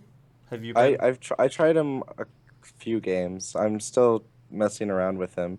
The flame strike definitely feels better. Like you don't have to, like, I don't know. You don't have to DQ like everything anymore early game until like you get later in the game and you use DWW. But just you don't have to use Verdant Spheres for Q anymore, which makes me so happy. Yeah, it's still useful for clearing away from minions. It's still helpful for clearing waves, yeah. But like in team fights, if you want to put 2 bombs on different targets, like you're allowed to do that now instead of just early game. Oh, I have to just throw out these big Qs the whole time. Well, especially since bombs you can't double bomb someone anymore. Yeah. So. Well, yeah, Blizzard didn't want you to be able to reactivate your chain bomb instantly. Well, it's kind of that's what made KT good in the past. Mm-hmm. And it wasn't compelling and it was too easy to execute. So I'm actually really glad to see they're giving this character design changes because again, double bombing someone was like the easiest cheese in the world, right? You just double bomb Gravity Labs and you won the fight. GG. Like it's a super cool decision actually to fix that. I think it makes the verdant. One of the things that's interesting is over these patches, they've made the Verdant Spheres effect of both Living Bomb and Flame Strike much weaker. Much, much, much weaker, right? Like, you can't get the huge Living Bomb value out of the DWW, and you can't get the huge bonus damage on Q from the trait anymore. So, it's actually interesting. Like, we went from a universe where at first he had Ignite, and you always just DQ, and then there was only Chain Bomb, not Ignite anymore, so you always DWW. And now I feel like we're in a place where you can pretty much use all 3 for the most part, but it feels like Gravity Lapse is really good now to use the trait on. It's so powerful. Well, I see more people using the trait to empower Gravity Lapse more often than not, which is like, badass. Like, yeah, it's really cool to like pick up 3 people. You're like, aha, I did something really important, team. Right, like that can have a mega impact. Like, you know, the Pierce and Stormbolt is like a massive value talent, right? To be able to stun 2 targets. And even with the nerf they made to Gravity Lapse, it's what, 0.75 second stun now? It's a 1.0, I think. I think it went from 1.5 to a 1.0. Okay, you might be right. when It's they it's, nerfed it's all either the point. chain It's stun my stuff. either I'm point pretty 75 sure. or I'm 1.0. pretty sure that's correct. Okay, still, it's that's still like a super mega impact. So that's good to hear. It's good to hear. I always found it to be like a really fun thing to watch was when somebody landed that big 2 to 3 man gravity lapse that allowed for the flame strike to just crush through the health or whatever. All right, well, moving on. Living Bomb has seen some tweaking as well. The damage dealt over time has been raised by a fair amount, and the explosion damage has been increased as well. So they just, since they made it so you can't double Living Bomb, they just decided to buff it in general. And it already hit pretty hard. Yeah, I mean, this is basically KT's main trading tool in lane, is just to throw bombs on the enemy character. And I Especially can early tell, game. yeah, especially early game. Like I can tell you from experience from playing against KTs and like competitive and in Hero League, it is obnoxious to play against, especially now. Like before, it was bearable, yet it was still annoying. Now you get hit by like maybe two chain bomb or not chain bombs, but maybe two living bombs, and you have to go tap. It's like it's so annoying to play against, and like you can't really trade as quickly as he can throw a bomb and start running away. I don't know. I it's I in mean, the early game, it's ridiculous in my opinion. Dunk, you played against us plenty this past week in DreamHack Austin Qualifier #1. Was this like a consistent thing you noticed that that chain bomb in general made Kel'Thas a lane bully to an extent, or did your Thrall, did your Zagara, did your whoever strong laner not care? Did you guys have to make adjustments, so on and so forth?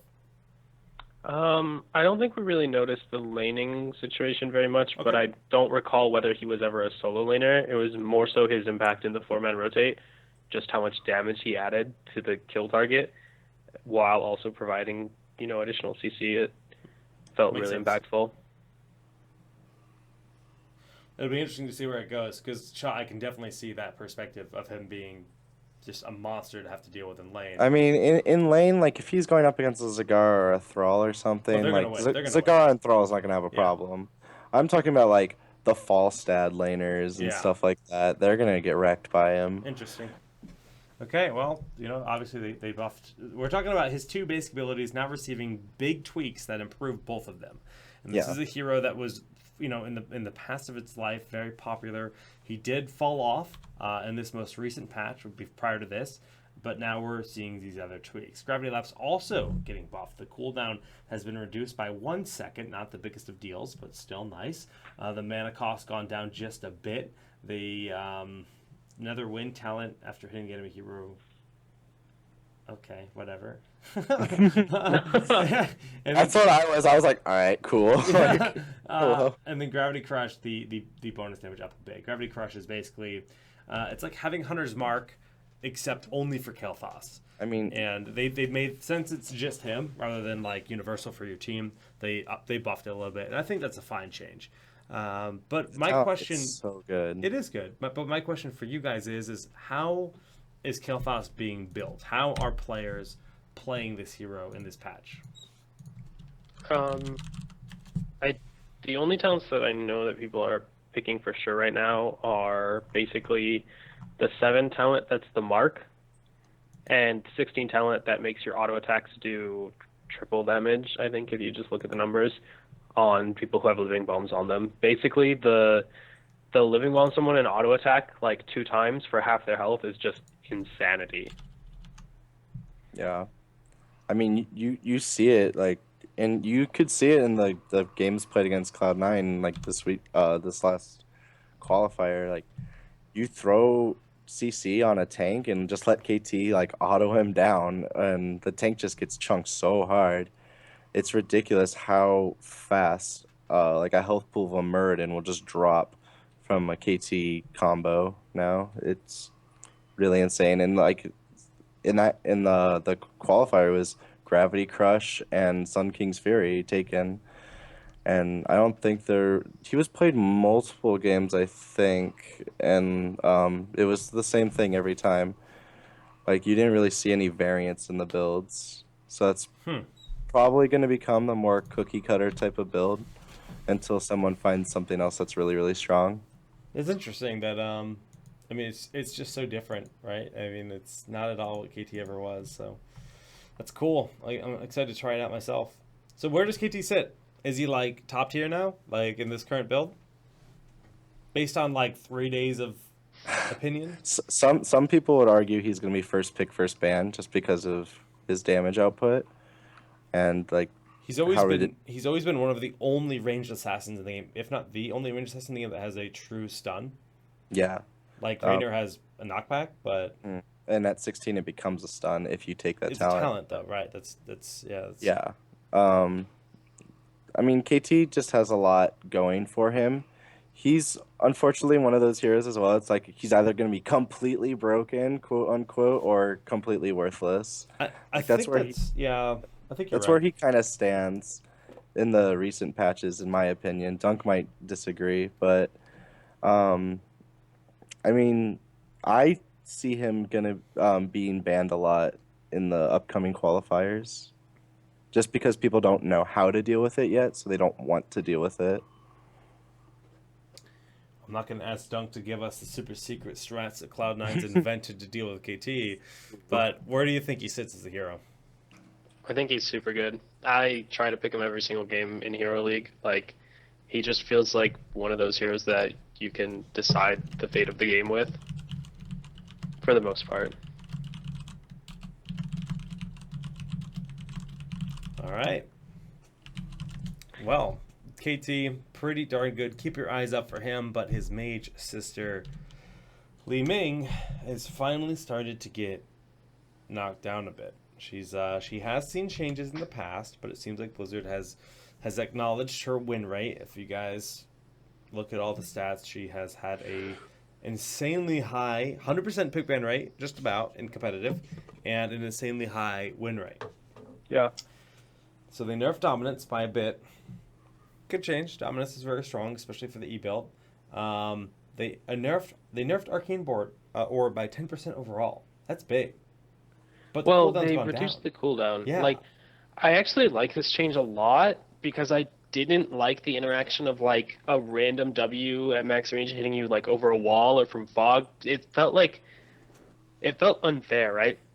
When you can't see the projectile coming and it like clips you through a wall or something, it's just like the most miserable feeling, and the one shot potential was way too high. So I like that they reduced the damage per cast but decreased the cooldown. I think it'll lead to a little bit fewer like cheesy oops, got hit by a WQ, I guess I'm dead from 80% HP, this game is fun, like that's like one of the worst feelings. So I like that decision to change it like that. I started making a montage of those plays happening because The one shots. the one shots, just the WQ, where it's just like you're Yeah. dead. But Yeah, I mean it's miserable to play against, and I definitely think the 10% change, the lower 10% lowering in damage will help. I don't think it's gonna insta kill anybody anymore, but I mean yeah, Li Ming's still Li Ming. It's gonna be really annoying to get chunked by the W, and you're like, oh my gosh, now I have to like go heal or like go near my support and heal up.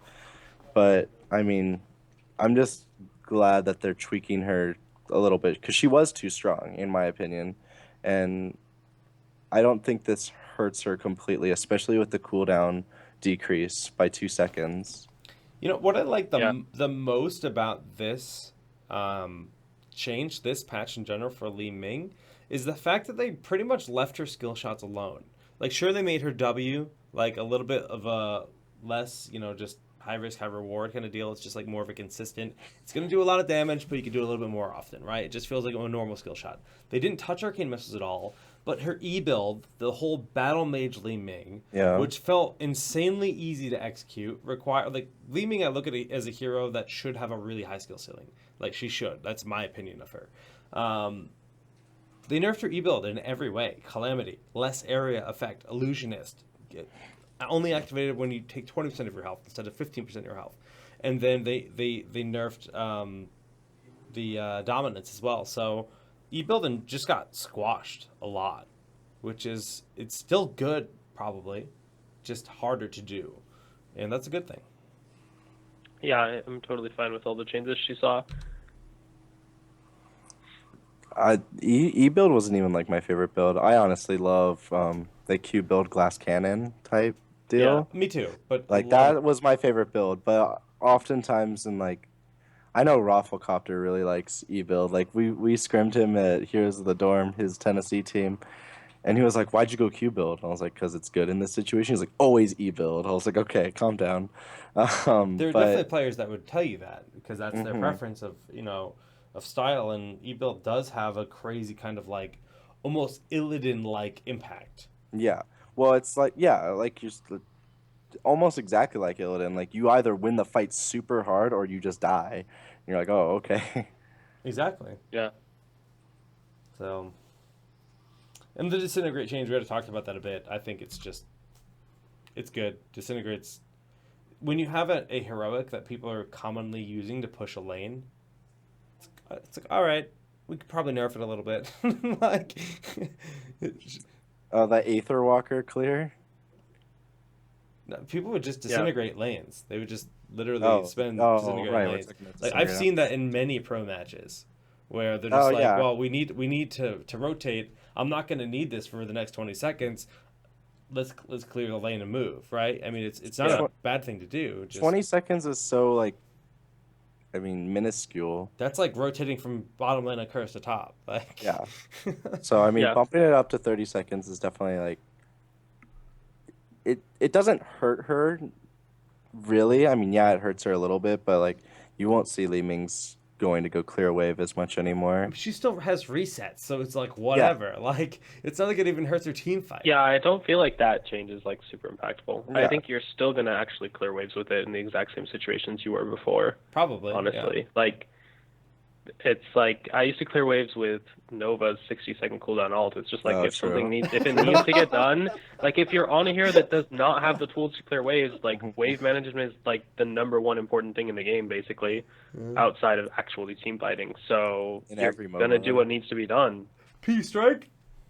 Like, Mhm. yeah, if a Li Ming doesn't have someone else around her that has the capabilities of doing it, they're gonna blow the 30-second cooldown. Because Yeah. like 20 seconds to 30 seconds, it's still a small number when it comes to ultimates. Yeah. Like you're gonna have it really soon.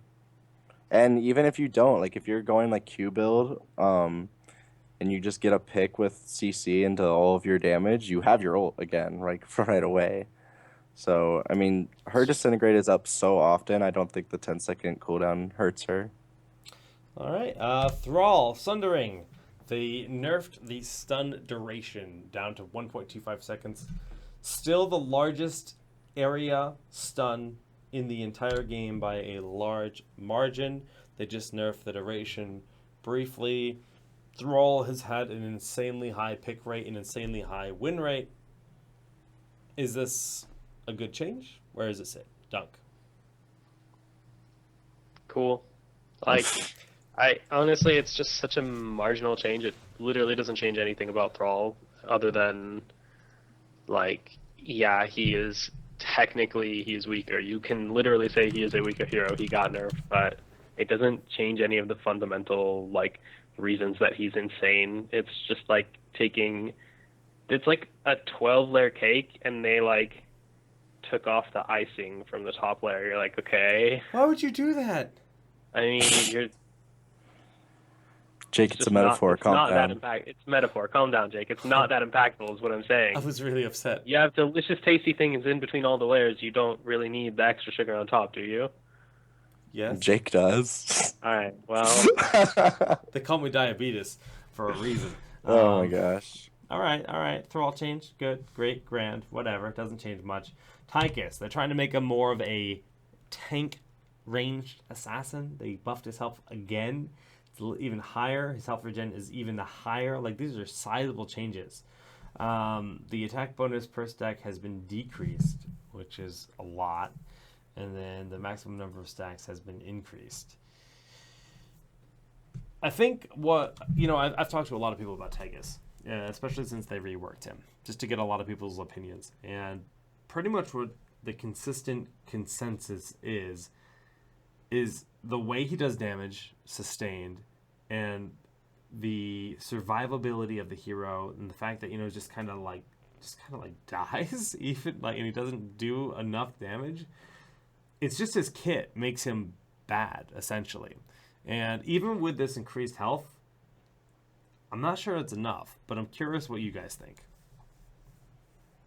I Like- mean, at least in Hero League and stuff, he shreds tanks. Like, he actually just makes them instantly die. Like, if a tank walks up to a Tychus and just tanks 2 seconds of his auto attacks with his trade active, the tank is actually at 25% HP. It's insane how much sustained damage he does. Now, whether that power will translate to competitive, where teams are more coordinated and you're more likely to like focus fire the Tychus or like make him not able to sustain auto attack, I don't know. But at least just looking at the numbers and like the impact on Hero League, when he gets to auto attack, he kills things, which is probably where he should be given his short attack range, you know? I mean, yeah, the burst from his auto attacks is really ridiculous on tanks. And I know Blizzard's like happy with Tychus's role as like the tank killer. He's supposed to be a tank buster. That's what they labeled him. Yeah. Yeah, they want him to be that. I kind of agree that like the way that his kit is built, it's just not practical. In competitive play, he's kind of a sitting duck if he's auto attacking. Yeah. It seems so- like he needs almost like a babysitter to hold things down for Yeah. him. A lot of people are like, oh, you should like pick Tassadar with him, so like he could just get shields and not die. But I Sounds mean, decent. the fact that you have to put yourself at so much risk because he has the like one of the shortest auto attack ranges for a ranged assassin. The fact that he has to wind up his minigun sometimes to get these auto attacks off, it just makes him too high risk, too high reward. I don't even know if it's too high reward at this point because I haven't played with him much, and a lot of people just think he's a dead character right now until he gets a major rework. But Just wait for players to discover the ability. yeah, Bloodlust? you're just oh my gosh, Jake. No, Jake, seriously, please. seriously though, I don't know what it takes. I I- don't even think there's- Bloodlust could save him. There's definitely like once somebody comes up with like a crazy build or like shows everybody else how to do it, like a team will do it, like one of the pro teams or one of the Korean teams say, look at how good Tychus is. Everyone's gonna be like, oh wow, and then they're gonna think he's like top notch probably, unless nobody finds out how to play him, then he's just a bad character, I like we feel- all think he is. I feel like that's what's gonna happen. I feel like someone's gonna bust him out in the right situation and just be like, "Oh, that's what Tychus does," and I just think it's gonna happen because he's infinitely better than what he was, with the except for the Yeah. exception of a Melting Point being gone. I feel like if he still had Melting Point as an option for strong lane clear, he'd be in a great spot. But I don't know. I mean, Melting Point was the best lane clear in the game at one point, so I don't know. Yeah, Yeah. it was super good. So, all right, we got to keep moving on to talk about Brightwing. Now, Brightwing is a hero that has been up and down and up and down and up and down throughout the meta. She used to have Emerald Wind as a pretty prominent thing many, many, many moons ago, and she's been all Blink Heal. Blink Heal not only gives her much more healing in her kit, but gives her insane survivability, as she's kind of a immobile little fairy dragon. And she phase shifts. But Doug, how do you feel about this? We haven't seen a lot of changes to supports in quite a while. It feels like they've been focusing on every other type of character in the game, except for supports. And Yeah. this is like, of what we've read, this is the first change we've gotten. Is this interesting to you? I actually think this is a really interesting direction to go. I've thought for a long time that tying passive stat boosts into talents could be a good way to go. I mean, you look at things like Kael'thas has one now at his level 1, where when he activates his trait he heals, but they tied in some ability power there. I feel like allowing you to maybe tie in some stat boosts to talents that otherwise might be a little underwhelming is an interesting direction to go. I find it really interesting that they put it on Emerald Wind. Like, increases the soothing mist healing by 8%. It's just like, I just think they did it to make people pick it more, unfortunately. But I don't think it's going to be impactful. Like Emerald Wind, Soothing Mist is such a like marginal. It's like a consistent low impact heal. Adding 8% to that, I don't think it's a meaningful change. If like more people pick it and they realize, hey, look, Emerald Wind is really good, that's cool. But that's not going to be the defining factor of Emerald Wind. Still, like I don't think it changes much. It's just like What if an interesting design space that I'm glad they're moving into. What if Emerald Wind did a heal for allies and a damage and push for enemies? Would that be too much? Would it be too good? Would it be interesting? Like, because to me that seems intuitive, right? It's this big green pulse that could be friend or foe kind of deal. It would become one of the highest fight-changing ultimates in the game, probably, depending on how much he healed. But it's an interesting concept, but I think there would be a lot of balance issues with it if they went in that direction. I could see that. Yeah, I mean, it is a super powerful ability. It's just hard to make it work in the current game. Like, there were times when Emerald Wind was just insane. Mm-hmm.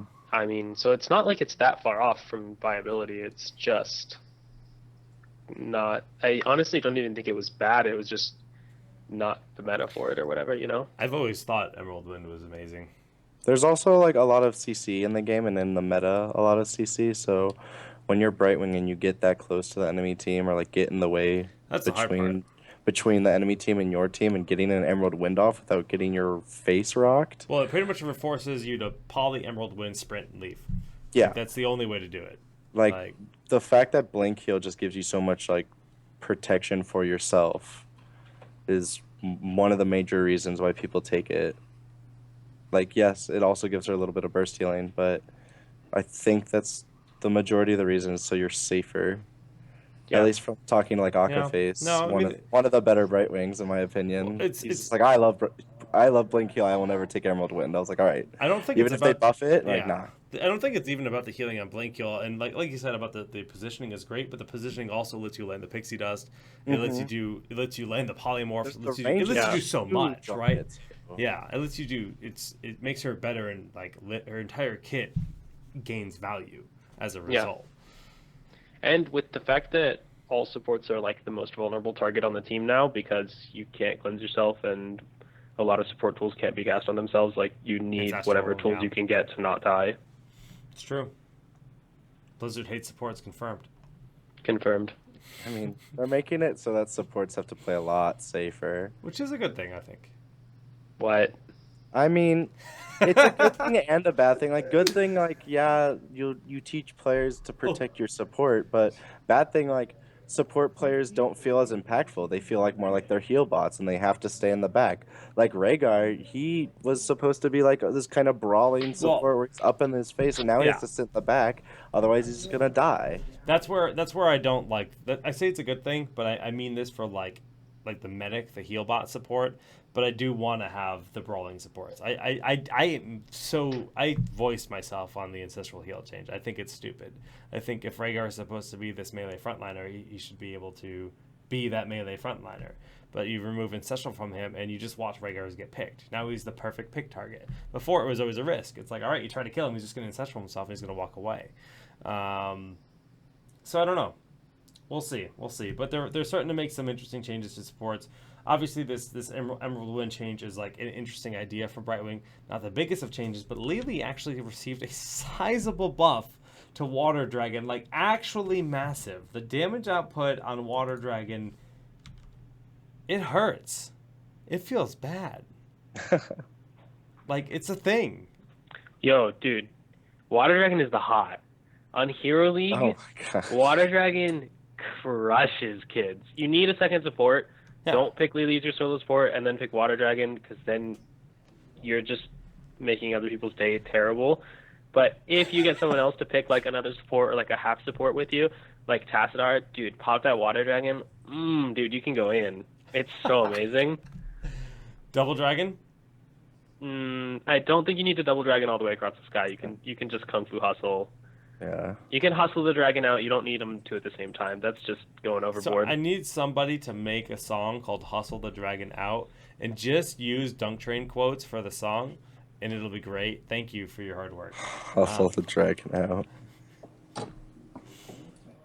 Real talk, though. Yeah. I mean, like this is kind of cool. It's nice to see supports getting a bit of like power like that. You know. I think there's a lot of changes that still need to happen to Lily herself before she becomes a better support.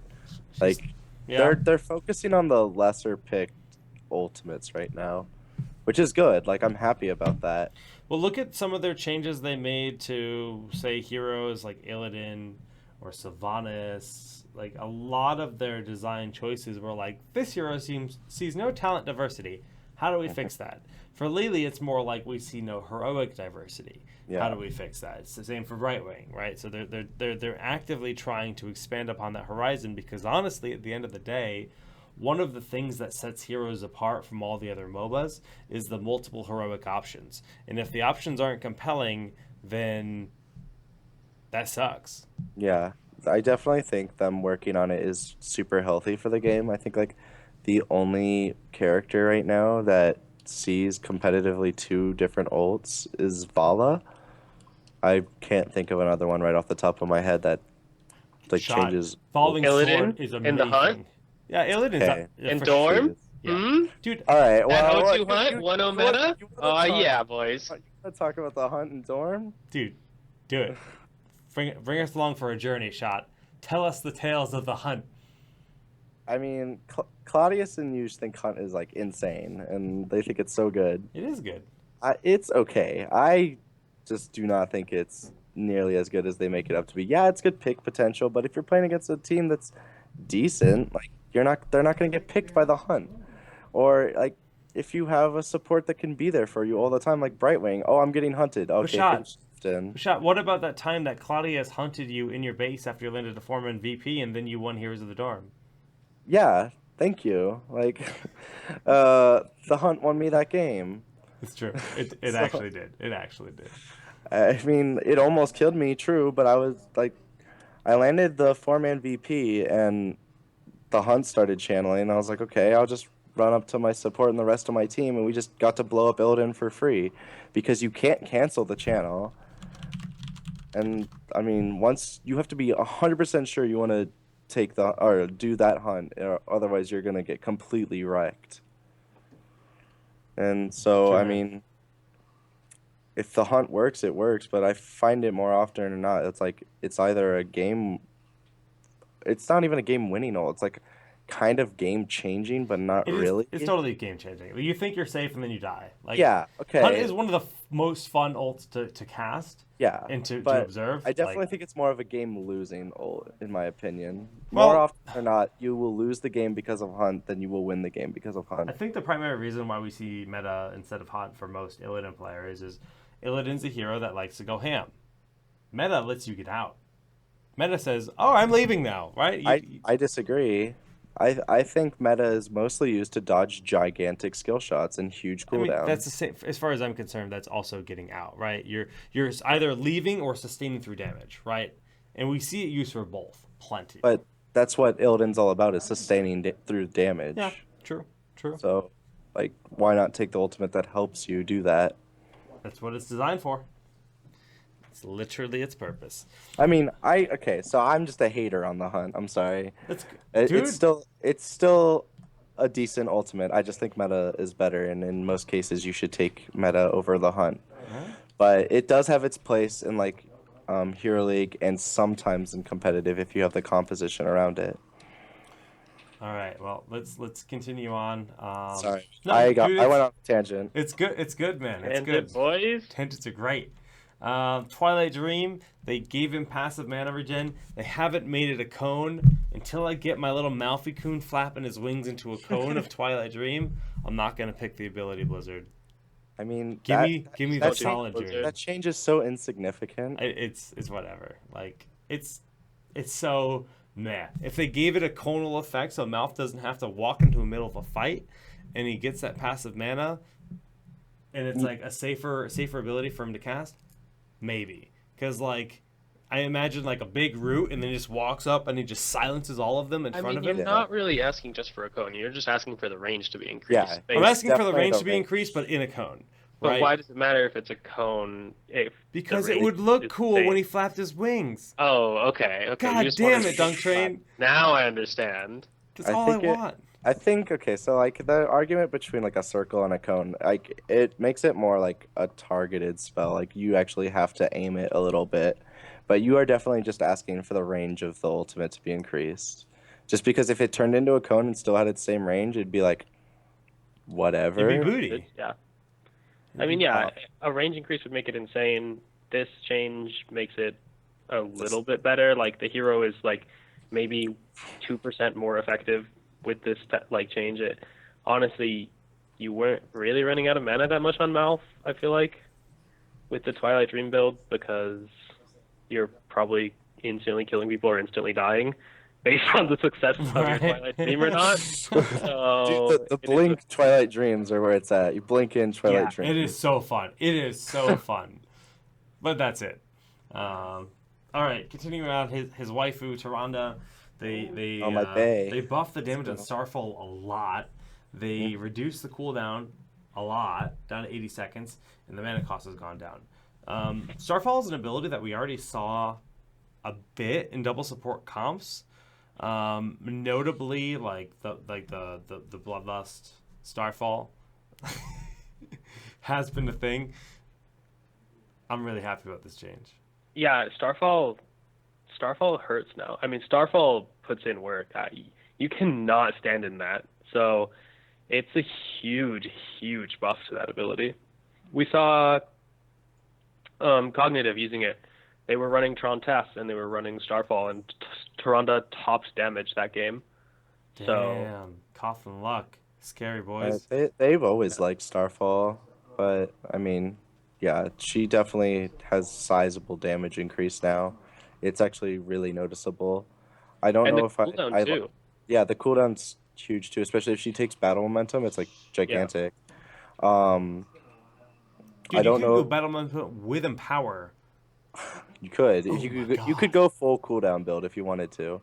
Mhm. That sounds really fun. But I don't know if I like it more than Shadowstock because Shadowstock has a lot of utility to it as well. But Starfall, I Shadowstock also definitely has global presence too, which is true. I mean, you could take the global Starfall. level 20. Yeah, I come think on. that talent is still bugged though. Just fair warning to everyone. The talent is bugged so that if you pick the level 20 Starfall ult, it increases the cooldown back to 100 seconds. It's a bug. Oh So no. just I think that's what's happening right now. It was happening yesterday at least when we were scrimming. So just so everyone's aware. Did you take global Starfall? chat, Global Starfall may or may not have been taken and may or may not have increased the cooldown to 100 seconds. That's all. I Was will say. K1 just like rage? He's like, what? What is this? Hello? How do you feel about global Starfall in general? Like total value? That's like that sounds super impactful now. Nah. No? Okay. Nah. Well, the thing is, you're using Starfall in big team fights, right? How often do in the late game everyone just death balls, so you're never not Yeah. five That's stack true. Good basically. point. If you had level 10, if level 10 Starfall was global, that would be an insane buff to the ability because at level 10 people Too are still much. split, soaking lanes, getting 2v2s or 3v3s, but by late game everyone's 5v5 death balling, you don't need the global. It would be an interesting change if like they just made Starfall global in general and like reduce the damage back down. Like Oh, that's a cool idea. it'd be, I think it'd be a really good ability, kind of like like from League of Legends, like Gangplank's ult. Um, a lot of like it has global presence. in your Gangplank a ult stuff pirate? too. Yes, Gangplank Yeah. is a pirate. Thank God, because that sounds Uh, piratey AF. He shoots cannonballs from his ship globally. Yeah. Blackheart? Hello? Yeah, basically Blackheart. Okay. But I mean, I think that would be an interesting direction to go with it. But I don't think they'll do that anytime soon. Okay. Yeah, I don't think they have any reason to. They just buffed it, like, Yeah. it seems fine. Divine Storm, they increased the stun duration just a little bit on Uther. Neat.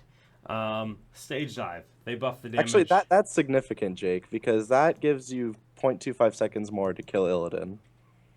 And that's when you saw D-Storm taken, almost always. I mean, that's true, but okay. I don't know if I call it significant. It's a thing that happened. But yeah. It's there, and it's good. It's not bad. It's good, but it's still Divine Storm. Stage dive, they buffed the damage on it. I mean, this is actually a sizable increase. So at least Yeah. stage dive isn't just global presence, but it's like Yeah. 65% more damage. That's Yeah. a lot of damage. So this is like a different style of ETC, and I totally think we'll see stage dive now, especially because if you draft ETC early and your enemy team ends up getting a ton of stuns, and you just Yeah. know you're not going to get value in Mosh.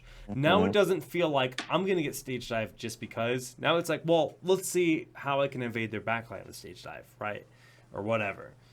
So it's a good change. And it also will make people more willing to aim it to hit people, because sometimes you just saw stage dives just like completely cut off a rotation like behind the back line. That's true. Now you'll see ETCs more likely to put it in a spot where it will hit the back line as well. Well, see, this is like why I love this patch. We're getting into the Warriors right now. Is like stage dive hurts, falling sword now hurts. So it's not just like a subpar positioning thing that's not going to have the same impact as Blast Shield. It's like this is her damage option. This is the way that Johanna has an impact through chunking the enemy team a little bit more. But Haymaker is also doing that now. So Haymaker, as you knock that target back, the secondary targets take all of that same damage. And that sounds like Caffeine has to be like real pumped about this.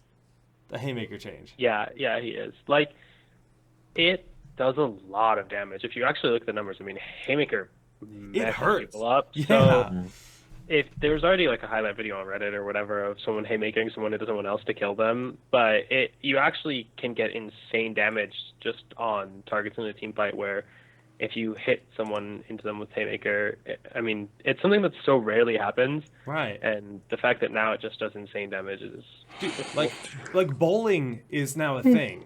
Like I cannot wait to see the sickest bowling montages in this game. Like yeah, it's definitely going to be awesome. I love those 3 warrior changes. Go ahead, Shot. The Haymaker change is really cool, but like going back to the falling sword on Johanna, I'm actually a little happy about it. Like, I'm happier about it just because like it'll make falling sword way better against medic compositions. Because it'll help you get the like a little bit more burst on medic. Oftentimes when you saw falling sword in competitive play, it was only for like a short while, but because medic has kind of fallen out of style as well.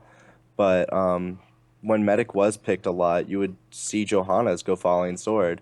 And like you would have Zeratul and like you just wait for the falling sword, all jump on medic and hope that she dies, and then you'd win the team fight. So if that ever like becomes an issue again, this is more reliable damage to put on that medic. It's cool. That's good. All right, boys. We are beyond our normal timeline, so I'm going to ask you guys final questions. Shot, what is your least favorite change in this patch? My least favorite change. I mean, oh man.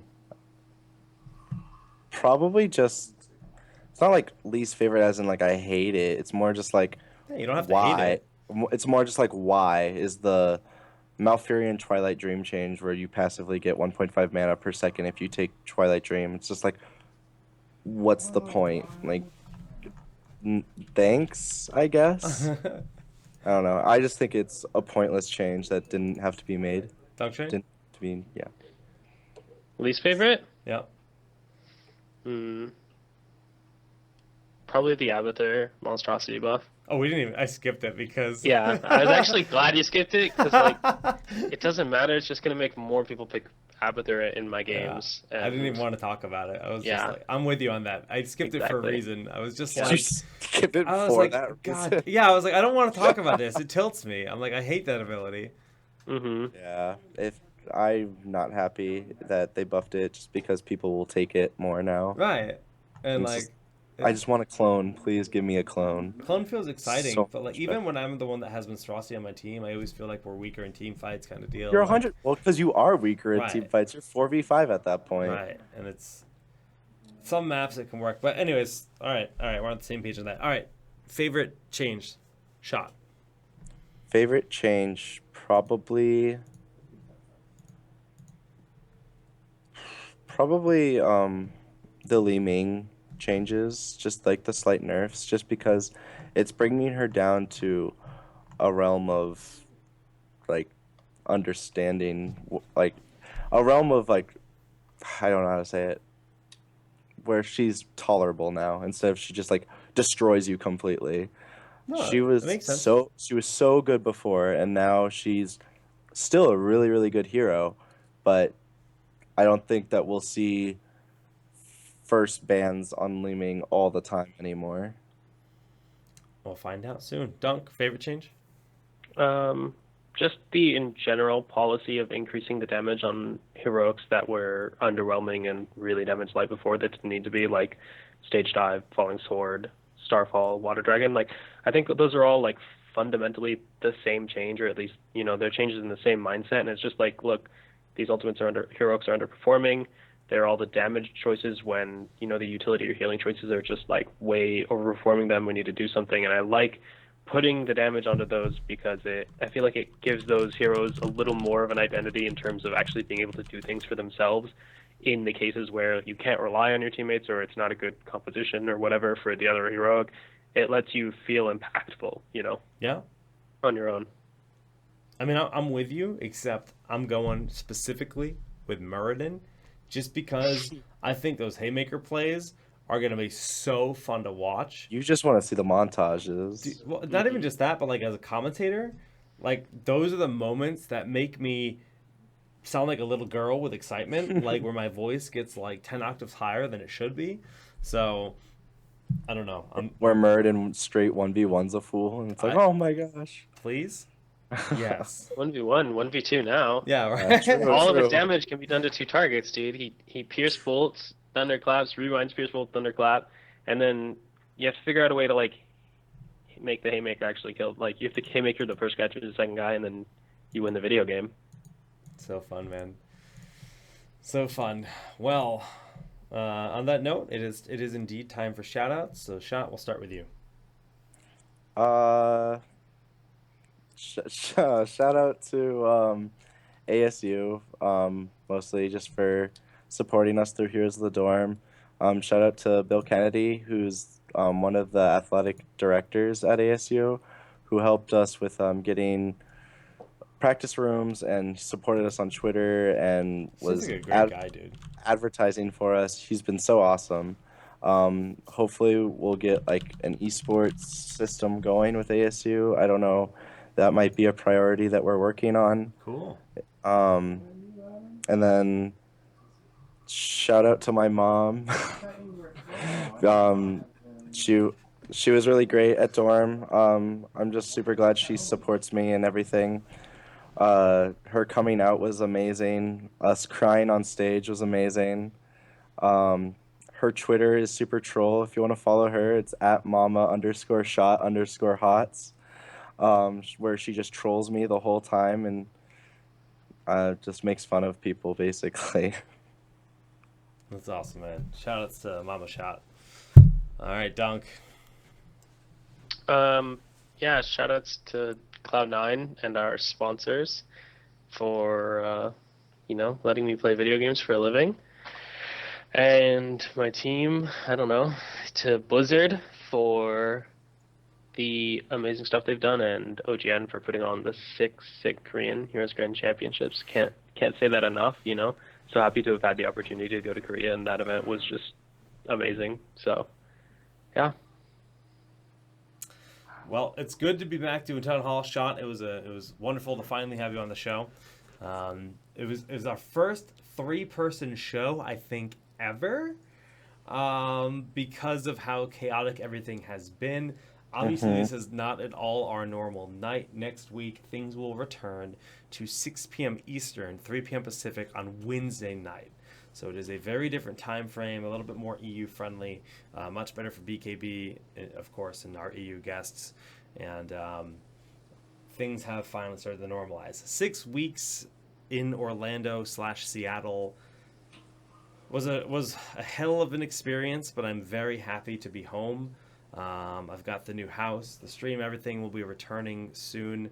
But I do have to give big shout outs to everyone at Blizzard Everyone at Yellow Light Live, the production company that made Dorm so awesome. They're the company that basically does all of the production.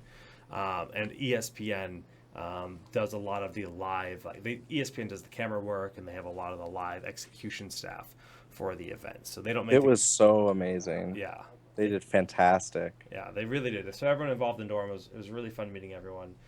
Really cool. The Town Hall Heroes Invitational for Europe is making progress. It is a big focus of mine on getting that and my new NA tournament series up and running as soon as possible and getting all of that info released. So that's pretty much what I'm focusing on the next 2 weeks. Hopefully all the info will come out.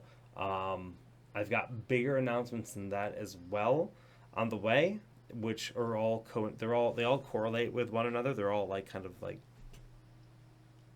you'll see.